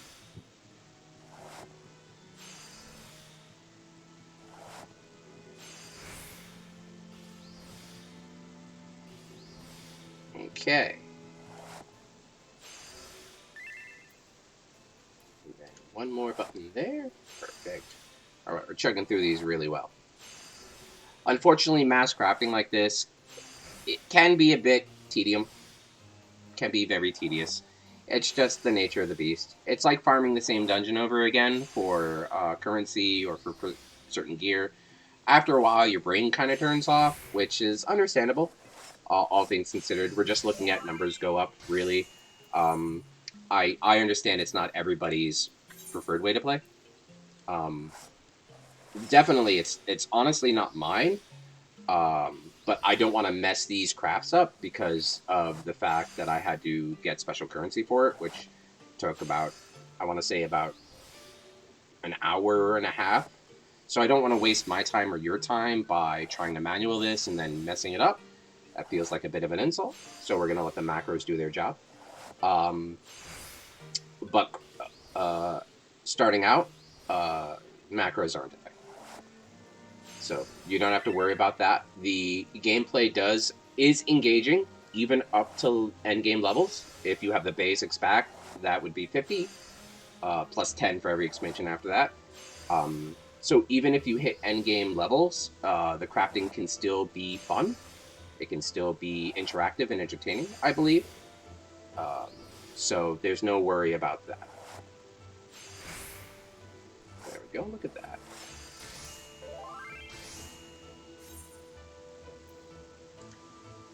Okay, just 8 more times, not too bad. We're chugging along there. So, for next stream, we are going to start with our adventures as a level 1 crafter through Eorzea, which is I'm super excited about. I started with the Marauder, mostly because Limsa Lominsa has, I think, the highest concentration of crafters guilds of all the 3 starting city-states. So there's a lot of crafting and gathering you can do there, which is really good. There's a gathering guild in 1 in each city-state. So for Limsa, it would be fishing, which is also super awesome. That's a lot more involved, involving fate and weather systems. Why was the computer late for work? Why was the computer late for work? Is this a joke, or were you asking about why I was late for the stream today? I think this seems like a setup to a really bad dad joke. That's what I'm getting from this. But it had a hard drive. Okay. That was okay. Mwah. Chef's kiss. That was a good job. Good job, man. Good job. That got a laugh out of me. Well done. That was cute. I'm gonna try to remember that. Lol. I bet you're laughing too. But for next stream, we're gonna start through our adventures as a level 1 crafter in Eorzea. That's my goal for the first couple of hours of that stream. And then the next couple of hours off stream, I'll be farming tomes. And then when we jump back into my main account during the end of next stream, we'll hopefully be able to finish the retainer stuff, so you can see what that looks like. And if we have some time, we can work on some more Relic. So that's my plan going forward for this week. The Fan Fest will be this weekend, so super excited for that. I will definitely be watching that. I take weekends off, so mostly so I can watch the Fan Fest, I'll be completely honest. So I'll be super happy to talk about what gets revealed and all that fun stuff on Monday when I stream again.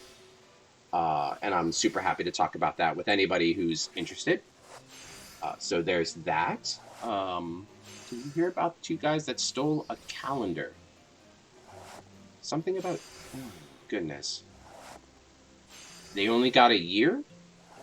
I'm assuming? That sounds like another joke.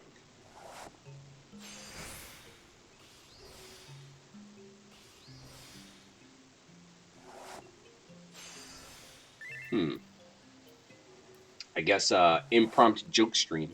I'm okay with that. Nope, they both got... I knew it! I knew it was something like that. That's adorable. That's really adorable. So where do you get these jokes? But yeah, for the streams going forward, this is generally how I'll try to structure it. Of course, I will do my utmost to be on time this Friday, if only to prepare for FanFest fun shenanigans and to get started on our crafting adventures through Eorzea. So I'm super excited. Honestly, I'm looking forward to helping anybody and everybody who wants to learn what it exactly takes to be a crafter, starting at level 1. We'll go through some MSQ, main scenario quests, in order to unlock some stuff.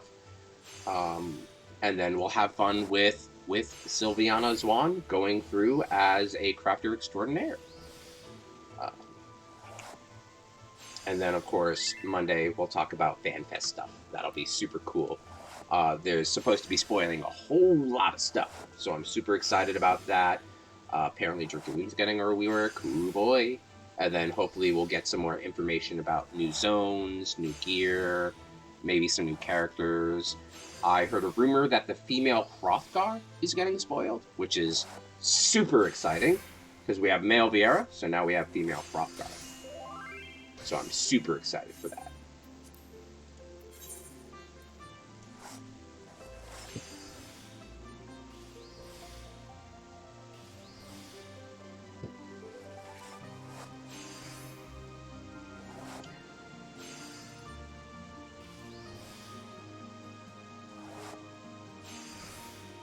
I do have a YouTube channel. Just recently started. Mainly it's going to be for VODs of what I do on my streams. So anybody who wants to see our journey through Eorzea as a master crafter and with Sylviana as a level 1 crafter can check those out if you don't have the time to stay today to watch today or whenever. Or if you have me on the background noise and you want to see exactly what I did today, by all means, I'll go right ahead and check that out. I will generally try to upload the day after a video is done. That way everybody can be somewhat on the same page. I don't want people to feel like they have to rush to catch up or anything. You know, I want to just consistently maintain that chill vibe, you know? Drop on in, drop on out. I'm happy to be an active part of your day or background noise. I'm just happy you're here. So expect to see that. My channel is Sylvia's Lawn. It should be underneath the stream. Should have a link there. And expect to see today's VOD there sometime tomorrow after I get it uploaded. So you can have fun with that. If you happen to miss anything, that's where everything's going to be.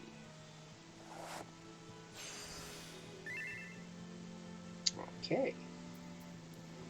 Almost there. I'm really excited to show you Master Crafting. Master Crafting is really cool.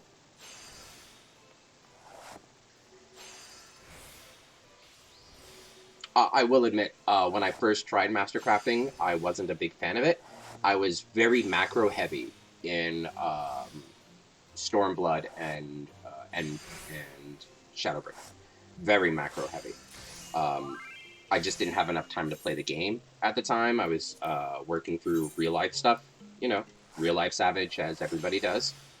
You know, and I had put this unknown pressure on myself, undue pressure on myself to try to be the best I could be, and it affected me negatively. I had to take a break from the game. So when I could get on, I just wanted everything done as quick as possible, so I looked for every macro. And then when master crafts were a thing, and I learned you couldn't macro them, you had to actually like learn and grow. I was initially turned off, but nowadays, as someone with a bit more free time, especially because I'm going to be streaming part time, I find it a good way to challenge myself in terms of like understanding how the system works and understanding, you know, the limitations of my character's stats versus what I'm trying to make, and things like that. You know, trying to eke out the most I can out of every number that the game gives me. I find it a good challenge. I think it's really cool. And it's a great way to do end game crafting, where instead of having to macro everything like we've been doing with this Titan of Boa skin for the past 10 minutes, you actually have to officially sit down and look through your buttons and see what you need to do in order to get the result, which is a great break from normal macro crafting that you'll see a lot of endgame crafters do to make things bulk, or to avoid mess-ups like what I'm doing with the leather here. That's not to say it's not frustrating. There are certain times where I do want to throw my mouse out the window, especially when the RNG doesn't go my way. I will admit there are certain times where I just want to throw my mouse and my keyboard and my monitor into the nearest river. And yeah, you could say the same for any raids, you know, like you're stuck on a certain mechanic for an extreme fight or for an ultimate fight, and you understand it, but your fingers and your hands aren't doing the thing, and you get really frustrated with yourself. So it's that same kind of feeling where it's like, you know you can do it, but the game's not working with you, or you're not working with it. So there are moments of frustration. I'm not going to say the game's perfect by any means. Even crafting has its flaws. Personally, my biggest flaws with the crafting system is the fact that it's basically a solved classes with macros, and the only decent interactive content is with the mastercrafts, which is what I'm about to show you now. Because then you'll find yourself into 20-minute ruts like that, where we just sit in a corner and push 2 buttons every 5 seconds. You know, nobody wants to do that. It's boring, it's repetitive, and it's not engaging. And I like this game because it engages with the community and it engages you with its systems. So as much as I love crafting and gathering in this game, I am not blind to its faults. Be that as it may, I think with 7.0 coming out, I'm hoping personally that there is some changes to crafting and gathering. Not major changes, but enough changes that it gets us thinking again. It gets us experimenting. It gets us communicating with each other. You know what I mean? So that's my hopes for FanFest. In terms of master crafting, we're about to do that right now. So you might have noticed that as certain classes, I have a very, very shiny weapon. Let me take it out. This is a crystalline, not weapon, I'm sorry, a tool. This is a crystalline tool. This is, as of this stream, current endgame tools that you can grab. They look very pretty with the crystal there, hence its name, and they require a lot of crafting to get. Now I have one for carpenter. If we go into my armory, you can see here, if we sort that, I have one for a hammer and another hammer. So they're called the Lodestar, is what they're called. Now, I have a brilliant mallet. Brilliant is kind of the stage that I'm at. In order to go from brilliant to Lodestar, I need to do a bunch of mastercrafts, which is what I'm currently working on right now. So, for the last hour or so of the stream, we're gonna talk about mastercrafts. Now, I will preface this: I am not an expert. I'm really good. I'd like to think I'm really good at making stuff in this game, but I'm not an expert. I'm not like the end-all be-all authority. I'm gonna preface that now. There are still things that I am learning to this day with great enthusiasm. I love learning new things, but there's also some things that I get a little confused over that I have to double-check my notes on, which is normal. It's a very interesting system how this works. So, our goal is we need to create a set of items known as connoisseur items. You can find them here in your crafting log. We're going to go down here to side quests, and we're looking for splendorous tools. Here they are. Now, this red here means this is a mastercraft. An expert recipe is how the game calls it. So we need to keep that in mind. And in order to make these, you need to have a particular kind of crafting ingredient in your inventory. Let's see if I have them. Yes, select leather, right here. So it looks like I was working on my leather worker earlier. So we're going to change to leather worker. We're going to go over to leather working here. We're going to go over back to our recipes over here. Let's see here. Side quests. Splendorous. Looks like we were making connoisseur's tars. Yep, see, I have all the ingredients ready. Now, the way it works is by making these and turning these into a vendor, you get these inspirational components. And you can see here I have a quest. Tool for the ages. I need 60 of these components, plus the knife, in order to get the next item. The next knife in the set. And then after that, I'll need to make these leather jackets, turn them in, and I'm done. So, how do we do that? Easy. First thing we're going to want to do is I'm going to make sure we have our food. Every little stat helps. Alright, and we want to make sure we use our medicine. Medicine is a separate from your food source. It lasts for 15 minutes. It does not stack. And it has a cooldown of 4 minutes, 30 seconds. So be careful. I learned this the hard way. If you're taking a potion like a spirit bond potion to help you get more materia from spirit bonding your equipment, it will override your drop because they're both classified as medicine. Keep that in mind. All right.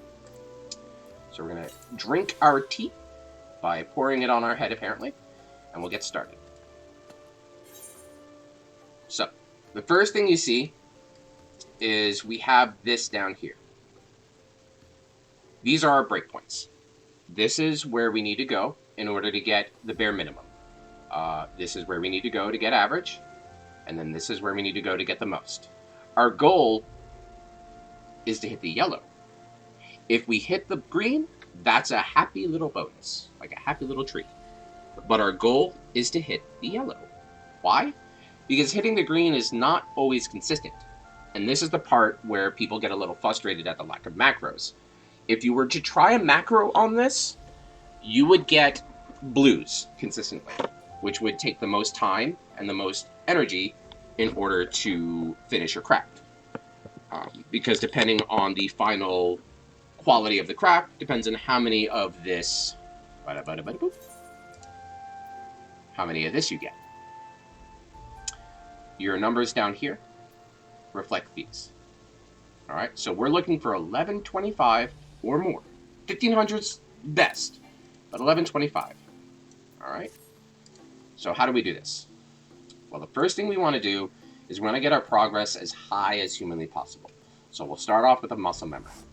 It gives us 300% and gives us a muscle memory buff, which means the next time we use progress including increasing thing, it gets bonused. Next, we're going to go to veneration. This will increase our progress even more. They stack.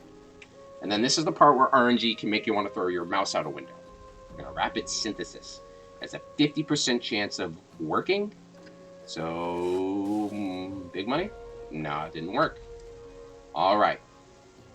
So this is where a lot of people get upset. Because early on in the craft, that's fine. We can work with that. We can modify what we're doing and go forward. But if you're late into your craft and your skills just aren't working, if you're using high risk, high reward skills, it can completely ruin all the work you just did and waste all of your time and your materials. So it can be a bit frustrating. Luckily though, we got it centered.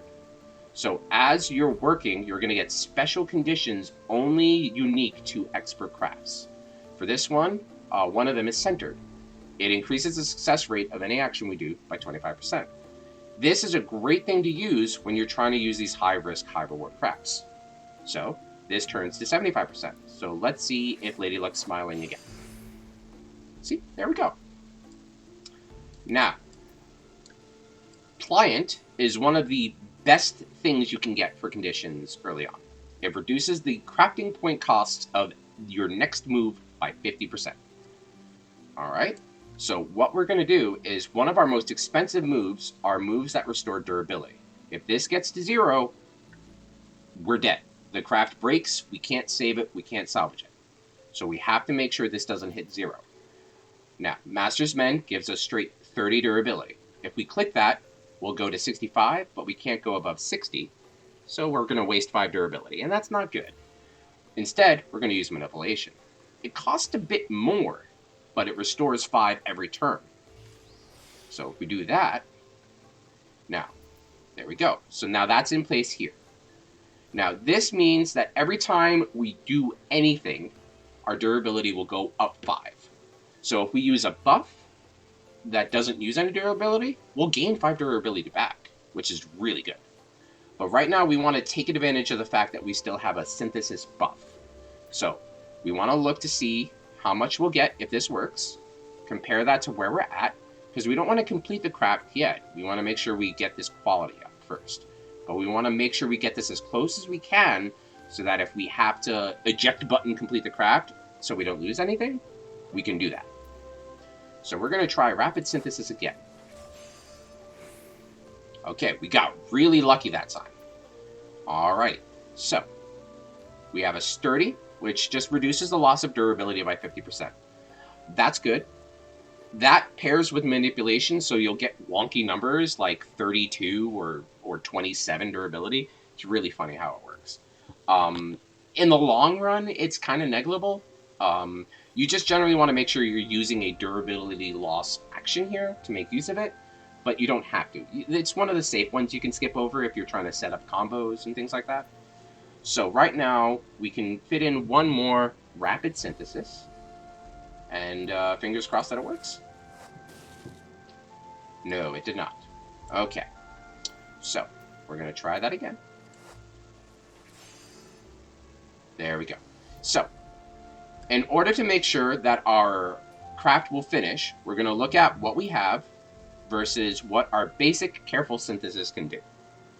It increases by 406. 400 plus 300 is 700, so we're good there. So now we need to start increasing quality. We have appliance up, so we kind of want to use something that's high CP cost in order to make use of it, but we already have manipulation going, and using Master's Mend is kind of eh. I mean, you can use it if you really want to, because what'll happen is that'll go from 25 to 30 with manipulation, and then to 60 with Master's Mend. That's not bad, but I don't think it's something we really need. For me, I would do Master's Mend just to make sure I'm safe. And we're centered now.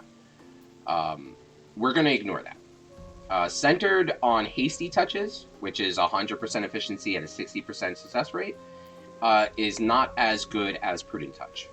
Prudent Touch is 100% efficiency, but it halves the durability cost. So if you use Prudent Touch with manipulation, it's like it's free durability, which is really good. So you're at this stage. We want to keep using Prudent Touches until our inner quiet stacks here get up to 10. That's max. So we're just going to keep doing this.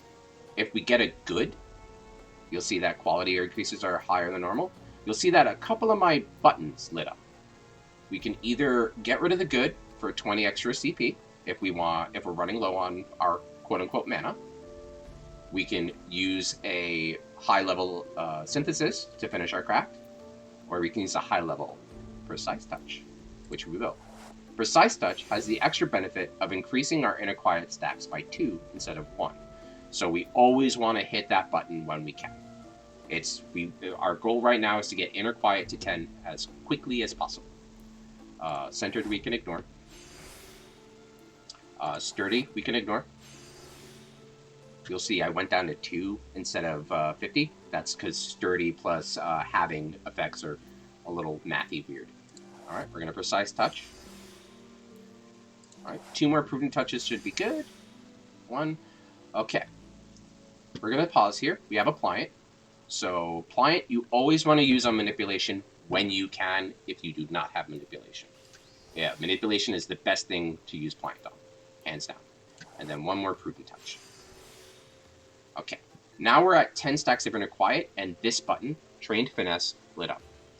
Trained Finesse lets us increase our quality with no durability downside 100% of the time.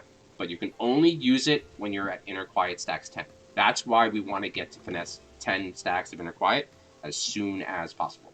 So we unlock Trained Finesse, and we just mash Trained Finesse for the rest of the craft until we get down to about 100 or so CP. The only exception to this is when there's good popped up, especially when we have manipulation, we can spare the durability. So, because this is more efficient than this, it costs less, it gives us more, and with manipulation, the durability loss is pretty negligible. Okay, so we're at a pliant again, but our manipulation has 3 left, and we're at pretty high durability, so we'll use it to just get half off of Trained Finesse. Now, you can see that the quality bar is turned blue. That means we're at our first threshold. So if we want to finish the craft now, we'll get the bare minimum. That's not something I want to do, so we're just going to keep going. All right, pliant is up. We have full durability, so instead, I'm going to use Prudent Touches.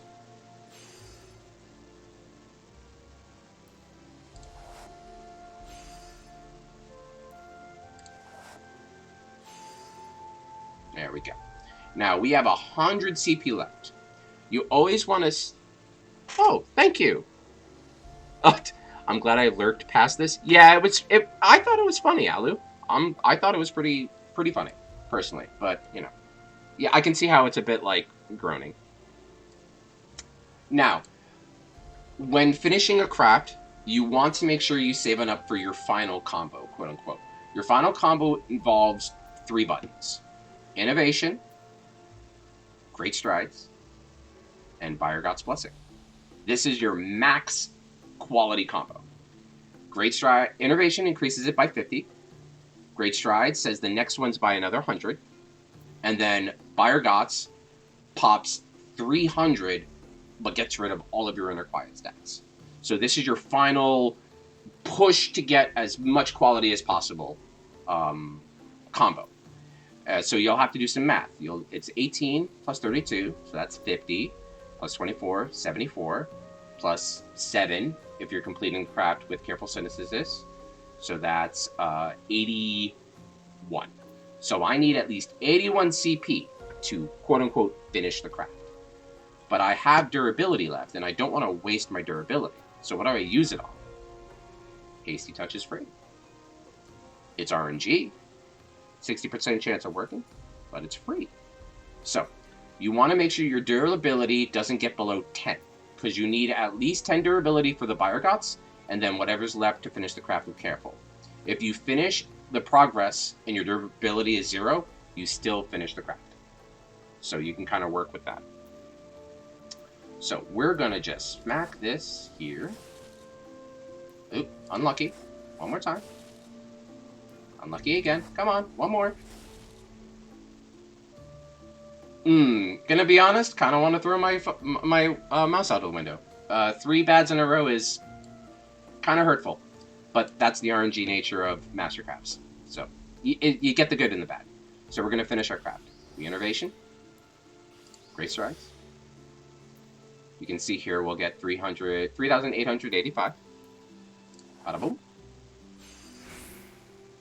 There we go. And we have just enough to finish the craft. Just like that. And all of that is one expert recipe. Yeah, I know. It's crazy. And all of that was for a 2-star, basically. We got it in its middle, the middle bar. Now, sometimes you can get really lucky with your 50/50s, and it can go better. Sometimes it goes worse. So, again, what some might find frustrating, for me, that's a really great way of making sure you have to engage yourself in the craft. The steps never change. Like, I'll start doing this as I'm talking. The steps never change, but you still have to make decisions. Don't do this to me, please. 75?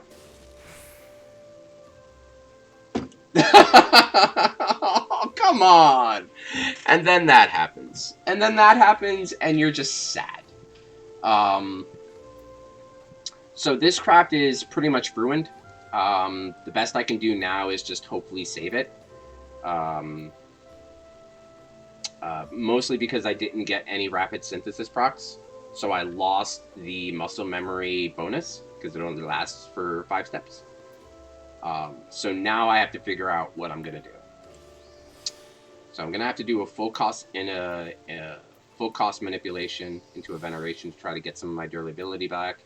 Of course, then the pliant proc, so I'm a little unlucky there. We can do a half off Master's Men to make sure I have enough. Centered's good. Let's see if Rapid Synth works this time. Okay, there we go.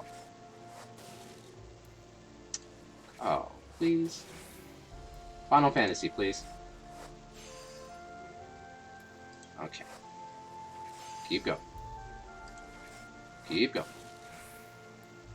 Keep going. Okay. Alright, so I'm at a crossroads where the next time I use this button, the craft finishes. So what we can do is we can do Final Appraisal. It's kind of like False Swipe in Pokemon, where if you were to knock out a Pokemon, you leave it at 1 HP. This is, if you were to finish a craft, you leave it at 1 progress left. So I'm praying to RNGesus. Of course. Luckily, we have a Good Omen coming up. Good Omen means that the next step is guaranteed good, and we're going to need that. Because then I go Manipulation. We're going to try to get some of our Tricks of the Trade to get some of our stuff back. So it goes up by 1. And while Final Appraisal is up, I'll try again. There we go. Now, we have to go for Prudent Touches.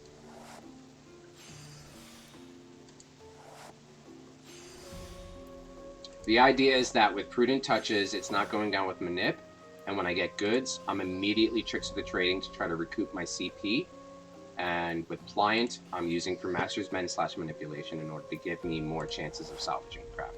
This is probably going to be a 1-star craft, in that I'm only going to get past 750, but considering 5 missed Rapid Synths in a row, 1's better than 0.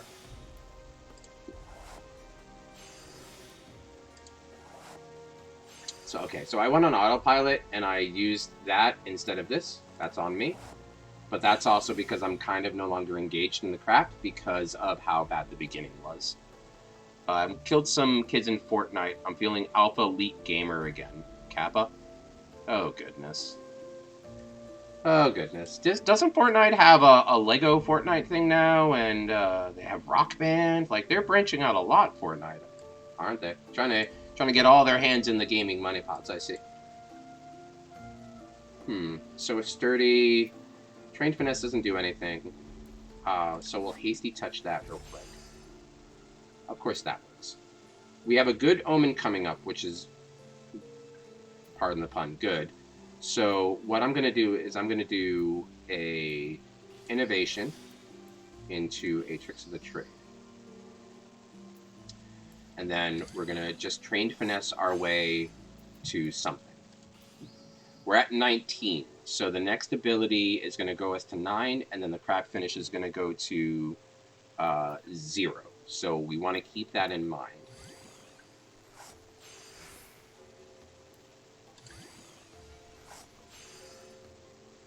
Okay, that's a Good Omen. So we're going to do that. We're going to pop Tricks of the Trade. Pliant means this is half off, so we should still have enough to finish the craft. So we go 1, 2, 3. Yeah. So considering we started off poorly, the fact that we were able to salvage it and make it a 1-star, really good. Not every craft is going to take 15 minutes, by the way. It's just I'm going slow for the sake of helping y'all learn what it is to do an expert craft. My potion wore off, so we're going to pop another one. I'm going to pop another piece of food, and we're going to get back in there. Fortnite has Classic, No Build, Racing, Guitar Hero, and Lego. Well, I'll be darned. That is quite an impressive lineup of game modes.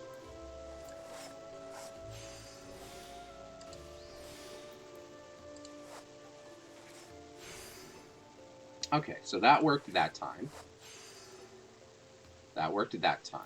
Now, if I look at this, if I do this and it works successfully, it'll finish. So I will final appraisal instead. That way, if it works, we're good. If it doesn't, I can... There we go. All right. Even though we have a centered and I'm ahead of schedule on my crafting, I'm not going to hasty touch. Hasty touch is kind of a bait, especially early on, because you need to guarantee your inner quiet stacks to 10.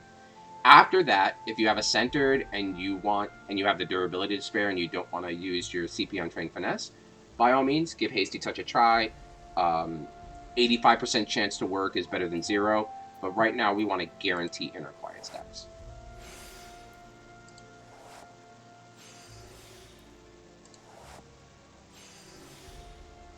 Okay, we got a pliant proc. That's really lucky for us. That lets us set up manipulation. This craft is going pretty much as well as it could go. So you'll see here, we gained 2 durability because of the interaction with manipulation, prudent touch, and sturdy. Math.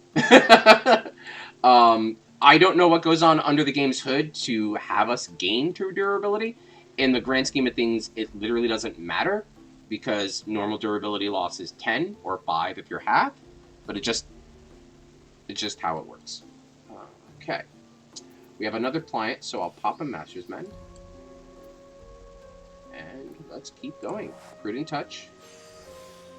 We'll get 2 free stacks with Precise Touch because we have a good proc. Wait, who doesn't know what Fortnite? Oh, I know what Fortnite is. It's not that I don't know what Fortnite is. It's just I didn't know they had so many different modes. Very seamless, all for just 57 gigabytes. That is really impressive, quite honestly, the fact that they did that. Really impressive. Pliant, unfortunately, we're going to have to ignore it, so we're just going to Prudent Touch again. And Centered will ignore for Prudent Touch. Alright, we're at max stacks. I'm going to pop an Innovation because we are actually pretty healthy on CP and Condition. So Innovation giving us a bit bonus quality can only help us.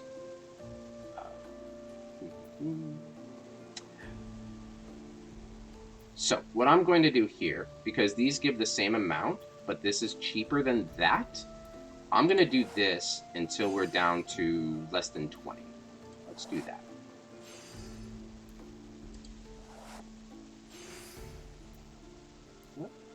Precise Touch is easy. Alright, now that we're less than 20, we can pliant manipulation. Yeah.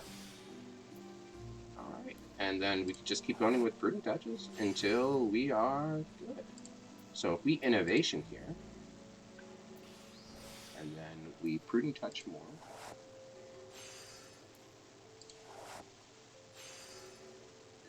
Alright. Now, I am very confident in saying this craft is ours. So what we can do is we can Great Strides. We look at Bayergots. We Bayergots. Boom. Look at that. With 21 durability to spare. And we finished our Spirit Bond. So that's what happens when everything goes great. We were able to modify our rotation through what the game gave us. And again, it's very hard to do that with a macro because macros are set in stone. They don't know how to make audibles like that. So it's very, very easy to lose progress accidentally because of a couple of bad pulls or a couple of bad rolls on RNG. I can bond my spirit. Ooh, I'm just here to be cringe. Okay. With a winky face? Sure. Sure. Whatever. I'm not here to judge.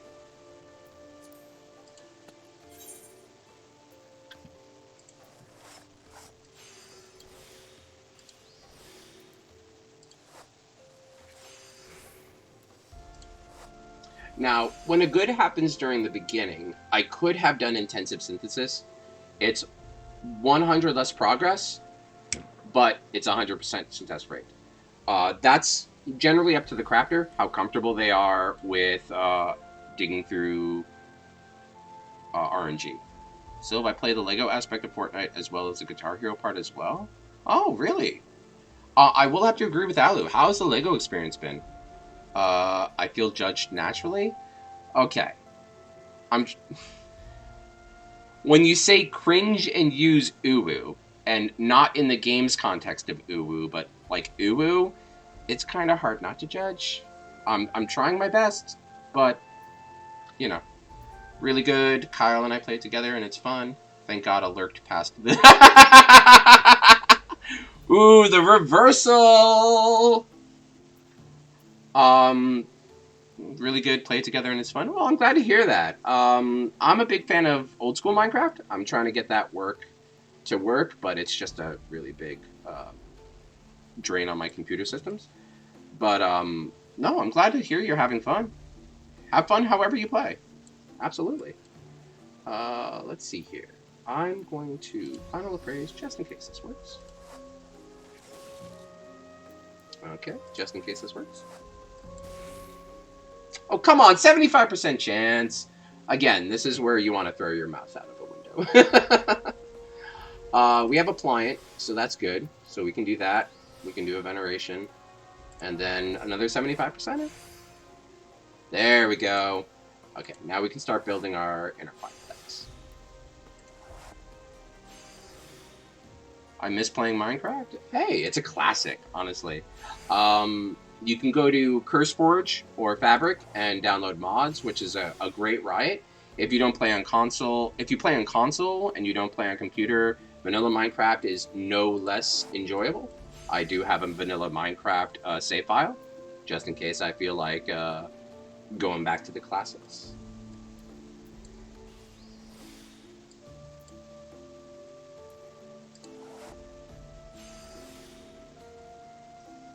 Wait, do you not know who we are? Oh.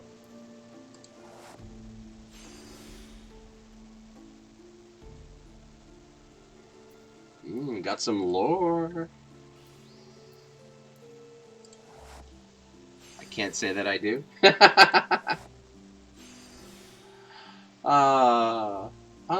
So we have a good omen setup. So what I'm going to do is I'm going to set up an innovation and then a precise touch.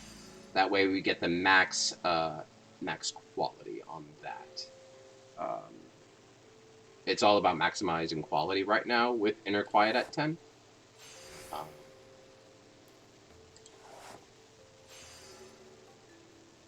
I'm actually going to skip the plant. We're running a little low on CP.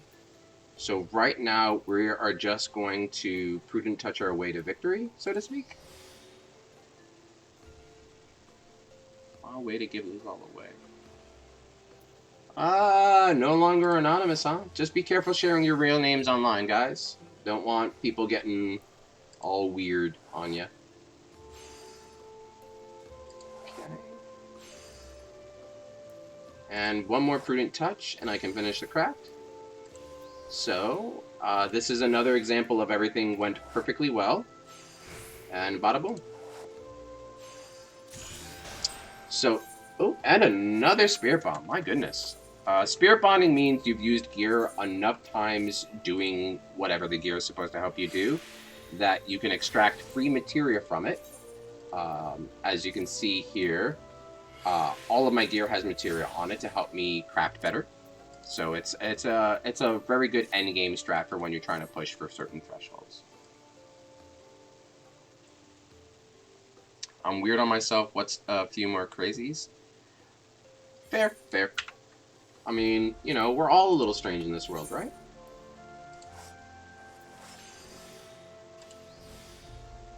I'm glad you're comfortable expressing it, so I can't be upset at you.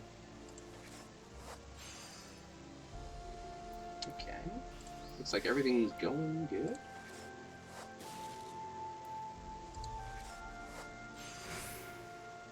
There we go.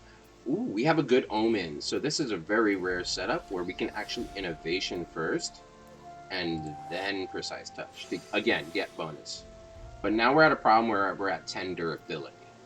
So because Master's Mend is a little cheaper at full price than Manipulation, we're going to do that and then continue on our Prudent Touch journey and see what we get. Sturdy's good. That'll bring us down to 32. Pliant's good. That's what we needed. So that gets us our manipulation, and then we can just keep on trucking. It is getting close to 5 o'clock. So I'm going to take a small question for Twitch, for the chat.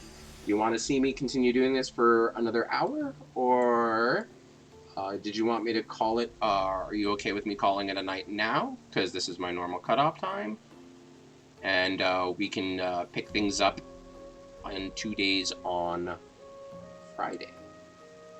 Appliance good, but I can't use it, so we're gonna touch.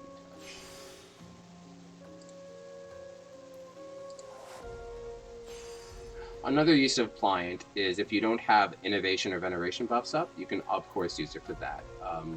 The saving is small, but it adds up. Stating my normal cutoff time, up to me on that one. Okay, I appreciate the honesty. My normal cutoff time was an hour ago, actually, so since I started late, I'm staying late. So we're going to finish with this Taj. I'll show you the turn-in spot, and then we'll wind down for the night. Okay, so we're at 10. We're going to innovate, and then we're going to prudent touch for as long as I have durability, which will be right here. And now that we're at 14, we want to train finesse our way to 100, and then we can finish the craft. Follow my schedule? I appreciate the honesty. Absolutely. Following the schedule is important. I thank you for giving me the feedback. Thank you. And we're going to finish the Vargots. Do we finish with a green? We finished with a green! Look at that. All right. So, we've made some good progress on our Tajas. We're going to get rid of our meal benefits up there. And now, we're going to turn them in. So we need to go to the Crystarium in Norbrandt in order to do a turn-in.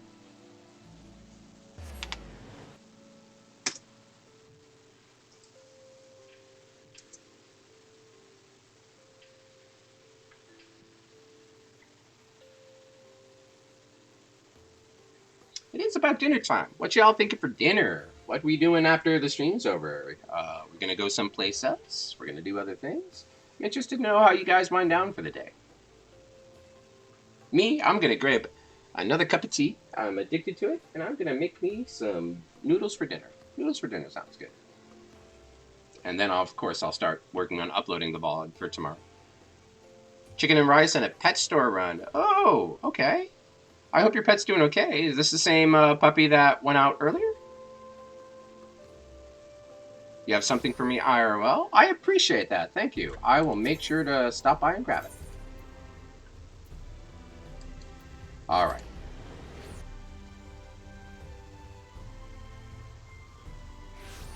Okay.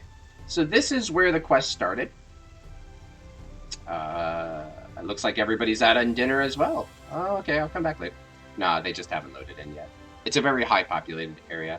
This is the starting point for Shadowbringer, so it's a very high populated area, especially because there's a whole bunch of quests that you can get over here. These are all the crafting quests that you can pick up for levels 70 through 80. So, and everybody's here crafting stuff. They just haven't loaded in yet. Yeah, I need to get some treats for Tabor, some toys for outside since snow is on the way this week. Yep, I heard the same thing. We're supposed to get a snowstorm Sunday-ish, I believe, Saturday, Sunday. So anybody who happens to be in the area, please stay safe. Watch your local weather, and if you can avoid the roads, please do so. Ice is never fun. Icing is delicious. Ice, not so much. Gaming till my face falls off, JK.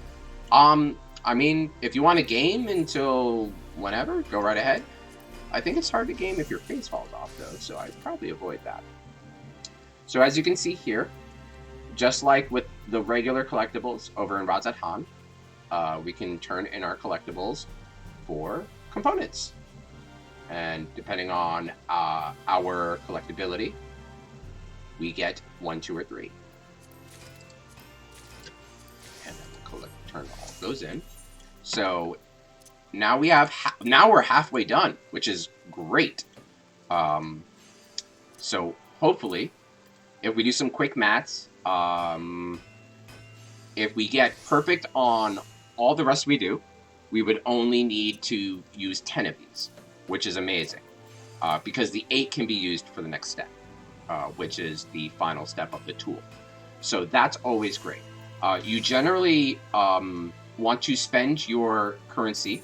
If we talk to Quinana right here, and we go to others, here's where you get the special currency.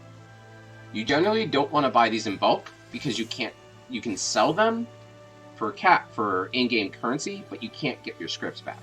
So even if you sell them for in-game currency, you're still, if you need more or are working on a different relic, you're not going to be able to get your scripts back to spend on another material.